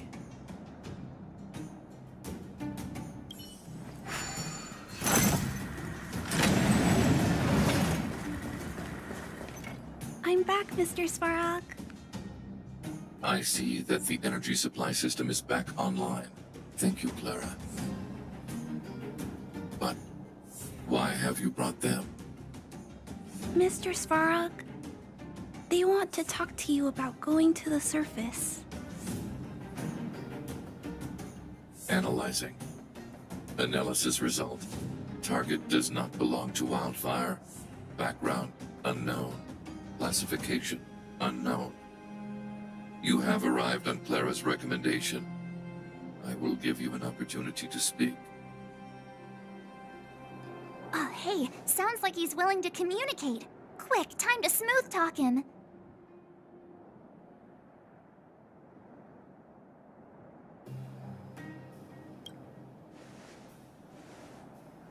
An inadequate pretext. You are not from the underground. You have no right to represent underworld humanity. Proceed with your central point. Do not waste this world's valuable time. He cut you off completely. This guy. Stay focused. Remember, we have to make him see that we're a variable in the calculation.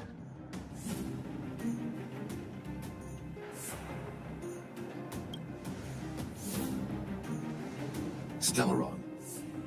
Searching database. Access denied. Discussing Stellaron with unauthorized targets. Prohibited. You are broaching a secret that lies at the heart of this world.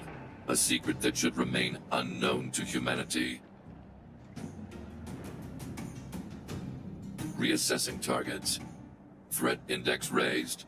I demand that you reveal your true intention. As expected. He knows of the Stellaron, but it's a restricted topic. We've come this far. Out with it already! Just be straight with him. Everything depends on it.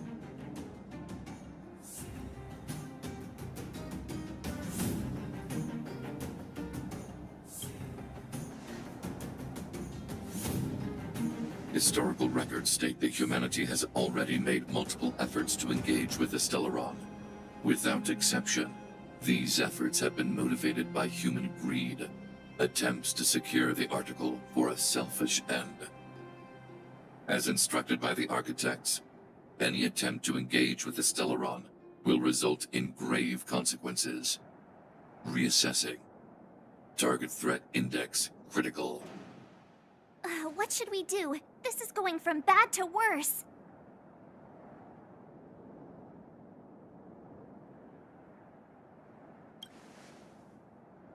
Target hostility significantly exceeds base index. Calculation result remains unchanged. Peacekeeping protocol temporarily disengaged. Requesting extermination protocol launch. Extermination? In the literal sense? Peace talks are over. March. Prepare for combat. Mr. Svarog, please don't. Leave, Clara. Clara, it's dangerous here. Find somewhere to hide. Looks like we have to take action after all. Prototype number 3. Monitoring automaton Svarog. Extermination protocol launch. Successful. Annihilation permitted.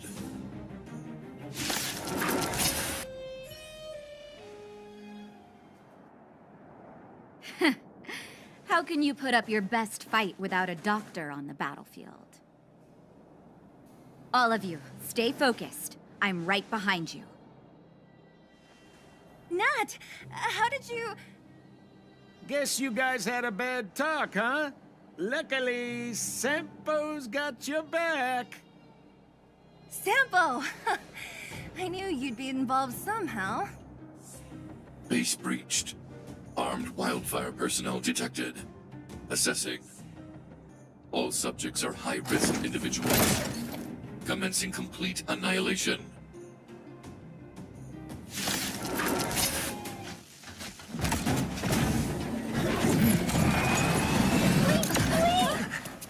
Please don't hurt Mr. Svarog.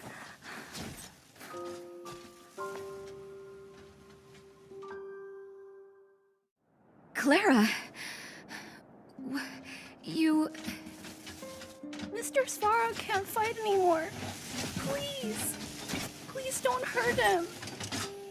Clara. Svarog, don't push yourself any further. Can you tell them what you know?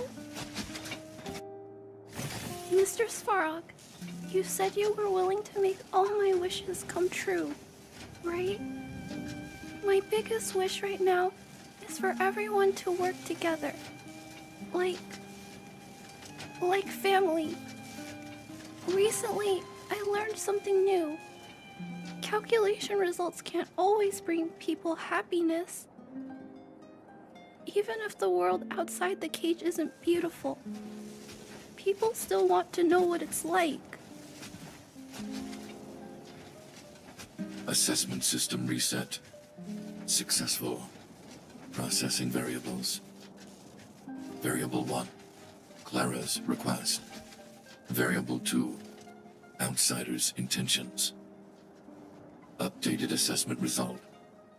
Transference of decision-making authority to outsiders. Outsiders are granted access to Stellaron intelligence. So we did it? Clara seems like the only one who can break through Svarog's cold logic. It's a good thing she was here. I hope his memory bank really does contain data on the Stellaron. Is this it, Nat? Us? Wildfire? The underworld? Did we win? No, Seele. Our battle, their battle. It's just beginning.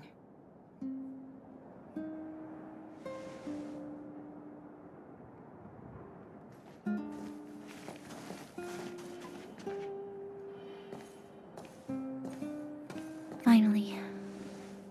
We finally made it to this point. What's up? Nervous? No.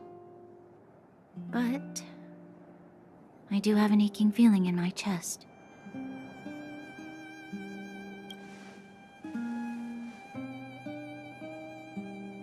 I'm ready. Reveal the truth. I'm listening.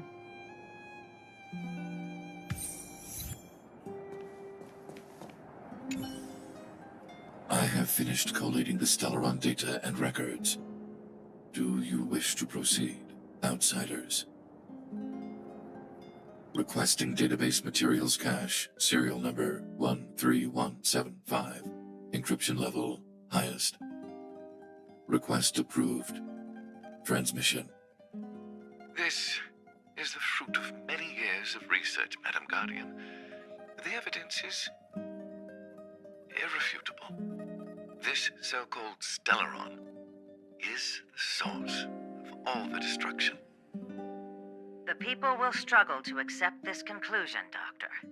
If we were to tell them that the almighty Elisa Rand activated this thing and triggered the eternal freeze. It's the truth, madam. The truth won't change with the opinions of the people. The reports before you are the precious result of painstaking effort on the part of Belobog's greatest scholars. You must trust the weight of its conclusion. I have never doubted you, Doctor. On the contrary, I am resolute in the face of this conclusion. From the moment I took up this mantle, that voice, their voice, has made its home in my mind. I cannot shake them. I shouldn't be telling you this. Let's return to your research, Doctor. I'm afraid I cannot make these reports known to the public, unless... Unless? Unless what? Please, proceed, madam. Unless you have found a way to completely destroy the Stellaron. I understand. In the name of preservation, I will fulfill this mission. Cache number 13175. Transmission complete. Next transmission. Cache number 24830. I don't understand, Doctor. Why do we have to hide such valuable research results away? They're the work of a lifetime. You're still young, child. There will come a day when you do understand. This Supreme Guardian, she sees further than you or I. All the decisions are for the security of Belobog. I just think it's a shame. Our research has hit an obstacle. Meanwhile, your results will be buried in the snow. Don't be upset, child. You still have lots of time ahead of you. When you find a way to destroy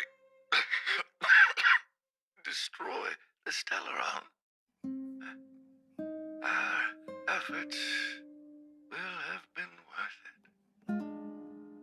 Cache number 24830. Transmission complete. Next transmission. Cache number 57614. Why is there a robot here? During his life, this was Dr. Mearsheimer's personal robot bodyguard. I heard it's a prototype from the Great War. Since the doctor and his assistants passed away, it's remained here. It hasn't moved an inch. Oh, I see. Let's start. We must unearth the doctor's research conclusions. All of them. Madam Guardian, I've found them. All the documents are here. Good. That'll do. Madam Guardian, what should we do with the robot? It would seem a great waste to destroy it. Find someone to reset its system, and then arrange for it to be sent to the underworld. I hear that the development group is in need of a robot with defense capabilities. Yes, madam. I'm sorry, Doctor, but these results must be taken care of by the architects. One day, somebody will be able to carry out your behest. Cache number 57614. Transmission complete. Concluding data transmission. So, the truth is clear now, right?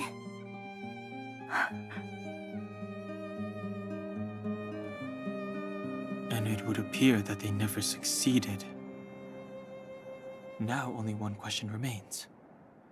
Why would Cocolia exhibit such a sudden change in her attitude towards us? Bronya? Are you okay? I'm fine. I feel a little faint. Why? Why, Mother? Maybe she wasn't aware. Maybe she... I'm sorry. It's no use lying to yourself, Bronya. It's time for you to make a decision. Hey, can I have a word with you? I know that we'll need time to process this new information, but we have to decide on our next plan as soon as possible.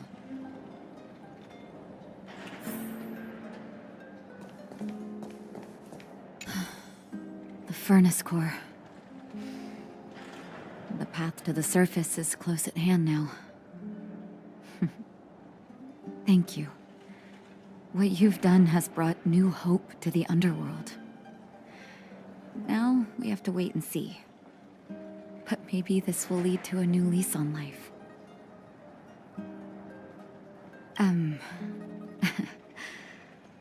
I haven't been truthful with you. As Wildfire's leader, I couldn't simply look on while you fought on our behalf. We had to come help. Huh? Huh? So you're the real chief? What about Oleg? Oleg has always acted on my behalf. He helps me deal with all manner of problems in the underworld. Thanks to him, I'm able to make time for the people. I do my best to make sure that they have everything they need. At the same time, I was formulating a plan to deal with Svarog. Your arrival unraveled that carefully crafted yet rudimentary plan. And for that, you have my utmost thanks.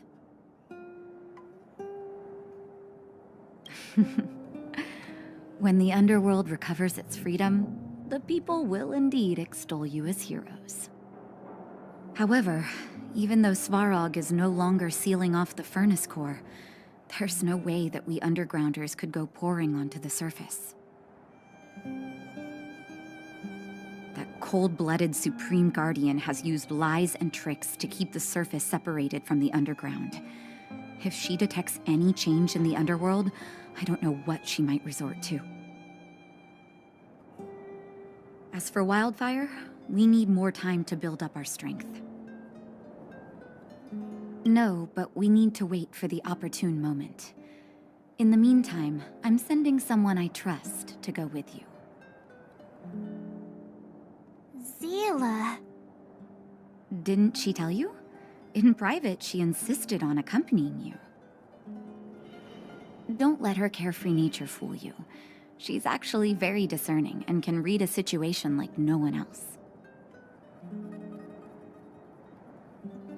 Seele is a talented scout and a quick thinker. She takes decisive action. She'll definitely be able to help you. Not to mention, you also have Bronya now. It seems like the intel we got from Svarog caused her a significant shock. But with Seele by her side, I know she'll recover. Hey, when's the last time you got some rest? I heard that you've been on your feet looking for Svarog since Rivet Town. Health is everything. You won't be much use if you neglect yours. Let Wildfire take care of the furnace core for now. You head back and recuperate. If you're lucky, perhaps tomorrow you can return to the overworld.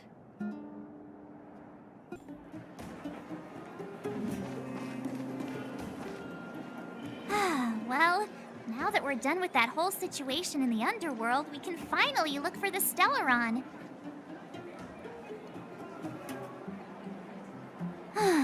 But thinking about it, I feel a bit bad about Clara.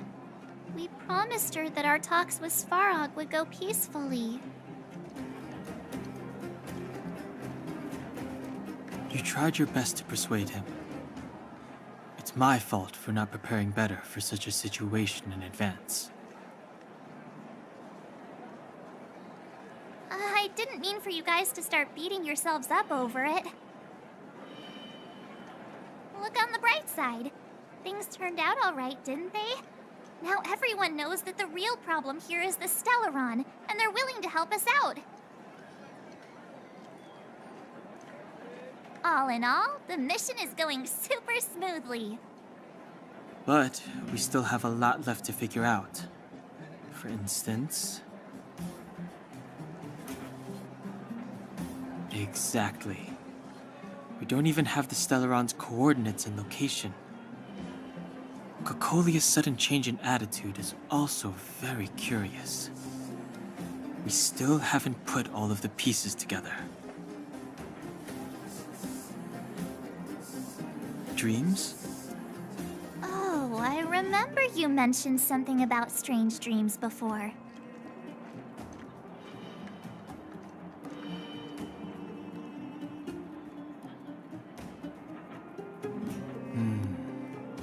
All three dreams were the same, with Cocolia and that other voice. It would be weird to call it a coincidence. I'm wondering if these dreams aren't just random, if there's some meaning behind them. Maybe you're having them because... Because of the Stellaron inside him? That's my hunch, but I have no proof. Well, then that's as good as nothing for now. So, what should we do when we get back above ground? After all this talk, we're still back at square one. We solve a puzzle one piece at a time. Let's get some rest. We'll talk to Wildfire tomorrow and get to the bottom of this. Also, there's still one more key character we haven't talked to yet. Her connection to Cocolia may be the key to cracking this mystery.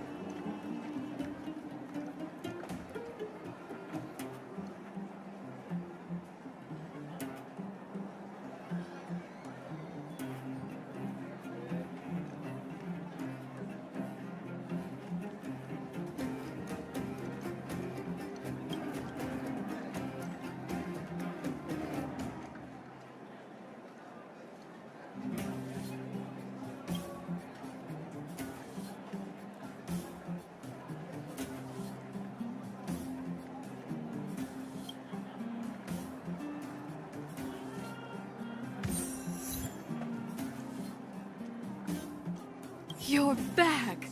I've heard from Wildfire that you helped resolve that whole situation with Svarog. Amazing. It must have been exhausting. Please have some food and get a good night's rest.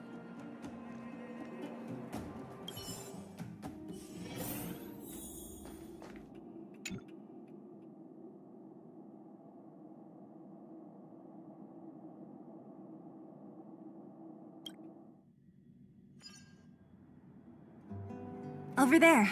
See that? That used to be the worst street in Rivet Town, and it's also where I grew up. My friends and I used to wander those streets, thinking about where to find our next meal.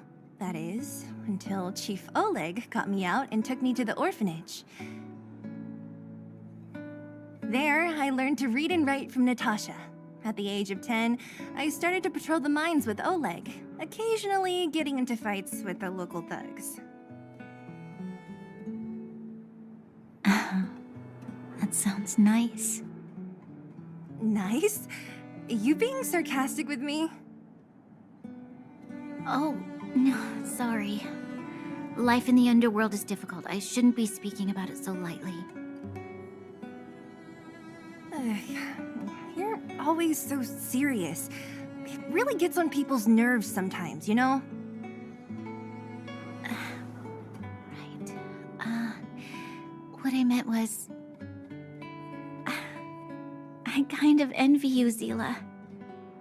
For as long as I can remember, my days have been an endless cycle of studying, etiquette lessons, and training. Every day, all I hear is, "Remember who you are, Bronya. This is against the Architect's admonishments, Bronya. Ladies shouldn't use such foul language, Bronya." Some may envy this kind of life, but I have felt trapped. When every choice and every goal has already been made for you. You probably can't imagine how that feels. No, I can't. But more importantly, what kind of foul language were you using?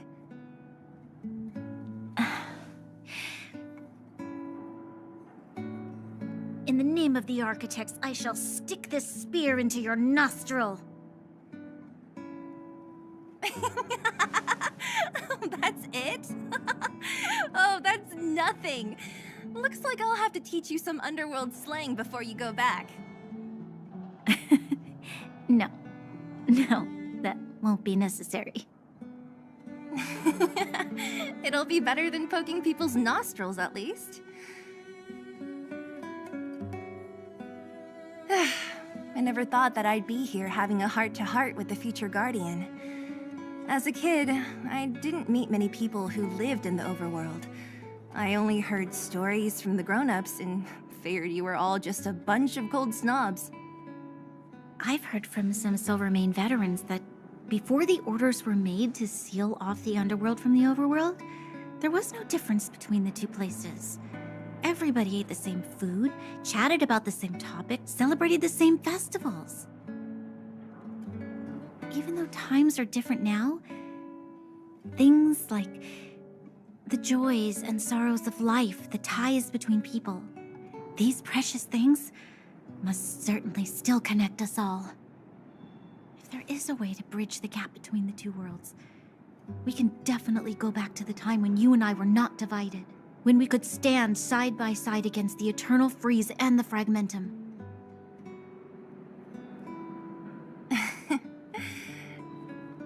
I'm not like you.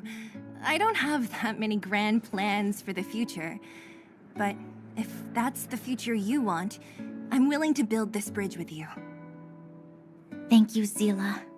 Your trust is very important to me. Speaking of which, what are you going to do next? What Svarog revealed must have made quite an impact, huh? Yes. I thought I was prepared for anything, but... as long as I am the Guardian's successor, those truths will come out sooner or later. But why does my mother hide it from me? And why does she want me to hunt down the outsiders who know about the nature of the Stellaron? It doesn't make sense. I thought it over. There's only one thing I can do. Go ask her directly. Hold on. You're not really going, are you? Alone? You can't. This plan is... I've already thought it through, Seele. I am Madame Cocolia's daughter. That will never change. Be it my duties as her heir or as a Silvermane guard, I must face my problems head-on. Even if... Bronya. This is for you, Seele. Please help me pass it on to the outsiders. If I am unable to see you again, they'll know what to do. Okay, I understand. You've made up your mind, and there's nothing I can say that will change it. But remember this. If you run into trouble, I will come to save you, no matter what. Then I'll be waiting for you. So, did you come to this spot when you were a child? Of course. I just didn't appreciate how nice it was at the time. Very nice.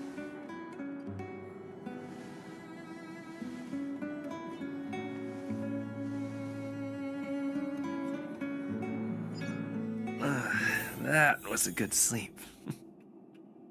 I should go meet up with March and danheng.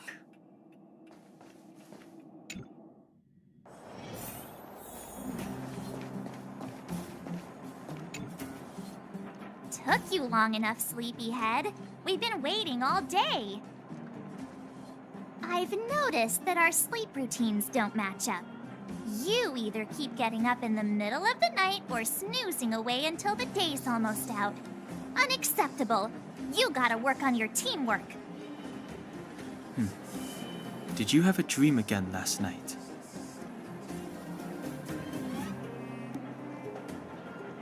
So that's why you slept for so long. Well then, let's go find Wildfire to discuss our next move and see if they have any new discoveries. Let's go! I can't wait to finally get back above ground.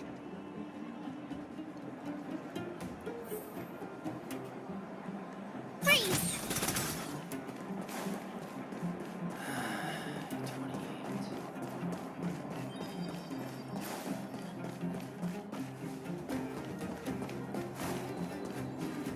Oh, look who's here. It's the Bane of Svarog, the big hero of the underworld. And the other big heroes, danheng and March 7th. Were those lines rehearsed? Where's Natasha? Is she here? She has a bunch of other things to attend to, so I hope you don't mind talking to this old man instead. I speak on behalf of Natasha. By the way, sorry for keeping that whole thing about her being the actual leader of Wildfire a secret.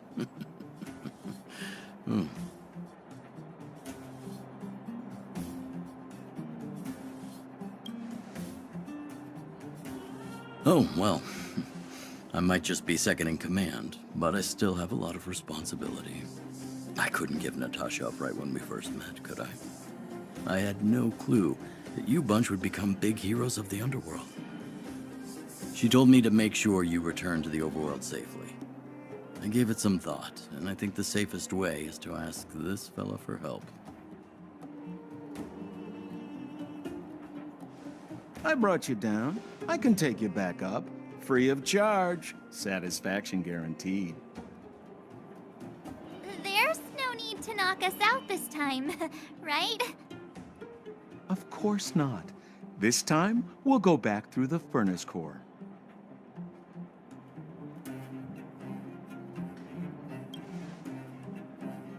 Well, for my sparkling companionship, of course. I jest. The path has been blocked for over 10 years, and very few know how to get through. That's where I come in. Ugh, enough chatter. Just be a good guide. Hold on. What about Bronya? Why isn't she here? She already went back. As you know, she has some things to settle with the Supreme Guardian. What? She just ditched us and went back? How could you let her?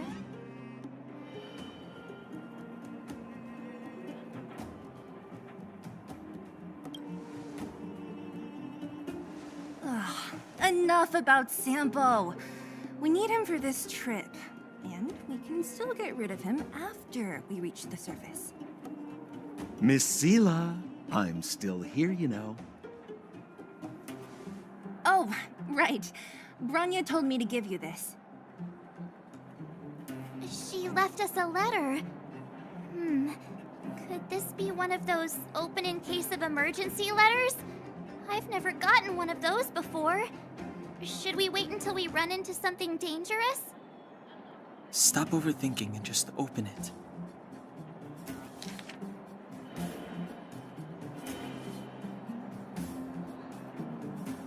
Brother and Sister Landau. I know the brother must refer to Gepard, but who could the sister be? Oh, Serval! So she's Gepard's older sister. Blonde, tall, good-looking. Those Landau genes sure are something else. Sampo, do you know the Landau siblings? Landau? Yeah, we're all friends. I've mostly dealt with the younger brother in the past, but the sister? She's much scarier. Today's supposed to be a day of celebration, so let's not talk about it right now. We can set out at any time. Just come find me when you're ready.